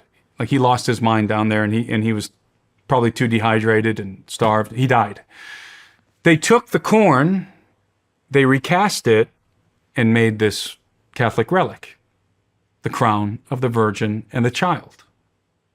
So we know that there's artifacts, or at least were artifacts, under the megalithic wall of Sacsayhuaman. Wow. So we that was a long story, but I think it's pretty entertaining. It's because this is part of the history of Peru, right? And we detected the tunnel. Anselm detected the tunnel. It's there. He saw it with his own eyes. We confirmed that tunnel exists. And I believe that Anselm P. Rambla is destined to open that thing up. You get down in there. Man, I can't wait to hear about this. Yeah, and it's going to be one of the most remarkable archaeological discoveries in the history of Peru. Wow. And again, I want to reiterate, I believe that the identity of the megalith builders, that there are clues, indications of who they were in the galleries beneath Sacsayhuaman, because Sacsayhuaman was strategically placed where it is because there's a complex beneath it. And this is often the case with megaliths. This is often the case. There's something below. It's not just what you see on the surface. There's something below, and oftentimes I think that's where the real interesting and important artifacts reside, beneath these edifices. That is fascinating. And congratulations on being a part of that. That's I'm just going along for the ride. That's going to be awesome. Yeah, and we filmed a lot of that. We didn't get into the tunnel, but it's there. But you will. It's there. And you know what I just told you? Nobody knows. Nobody knows that. Wow. That's fascinating. That is something that most people are going to learn for the first time here on your show, because nobody knows. I mean, I have my members community and stuff where I talk about this stuff, but it's never gotten this kind of exposure. Man. And I think it will be, as I keep saying, the greatest discovery in Peru since Machu Picchu. That's incredible. I can't wait to hear about that. Yeah, Is that going to happen soon, do you think? It should, yeah. Yeah, Within a I year? don't want to get into all the details because Anselm never really gave me permission to disclose the fact that he's elaborating this project right now. But yes, the project is officially, the preliminary stages of that project are officially underway. And this is Anselm's life's work. This is his the greatest objective of his life is to get into that tunnel. Wow. And he wants to bring me with him. So, and he and I have done a lot together, and it would be an honor to be a part of that. Well, I can't wait to hear about it. Yeah, I can only imagine what's under there. Me too. So to reiterate, no, That's the exciting. Inca did not build the walls of Sacsayhuaman. Anselm Pirambla has proof that they did not build the walls of Sacsayhuaman. Those walls were there. The Inca discovered them. Man, that's and I believe the same can be said of Machu Picchu. Machu Picchu, I've been there like 5 times. Machu Picchu is magnificent. It really, when I lived in Peru, never wanted to go because I don't like touristy areas. I stay away from those. My God, Machu Picchu is breathtaking. It's definitely worth it. It is. Have you been there? No, I haven't. It is I've been to absolutely Peru, but I haven't been there. breathtaking. And the foundations of Machu Picchu are megalithic, built in the Cyclopean style. And I believe that the Inca, the Inca styled themselves as the sons and daughters of the sun, right? They were the inheritors of the gods. They were the progeny of the gods. And what belonged to the gods belonged to them.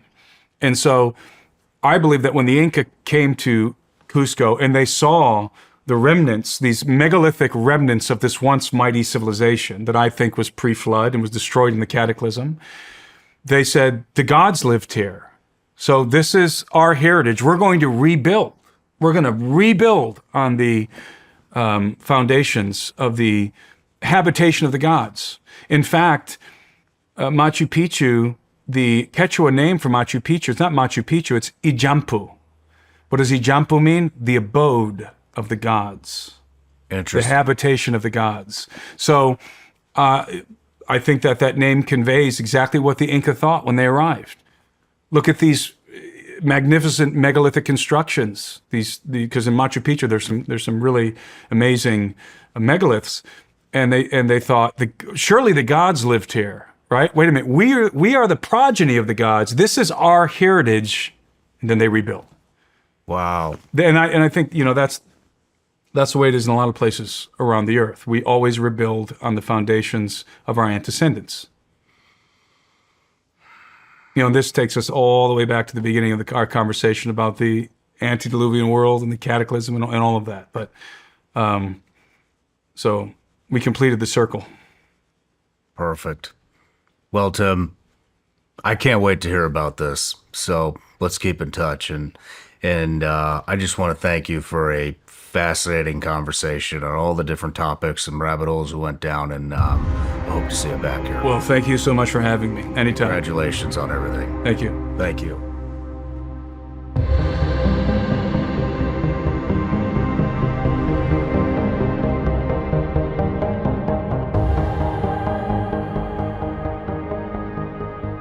I gotta tell you, when I was younger, I could sleep anywhere. In the back of a car, on a boat, a helicopter, or even on a log in the woods. Literally anywhere.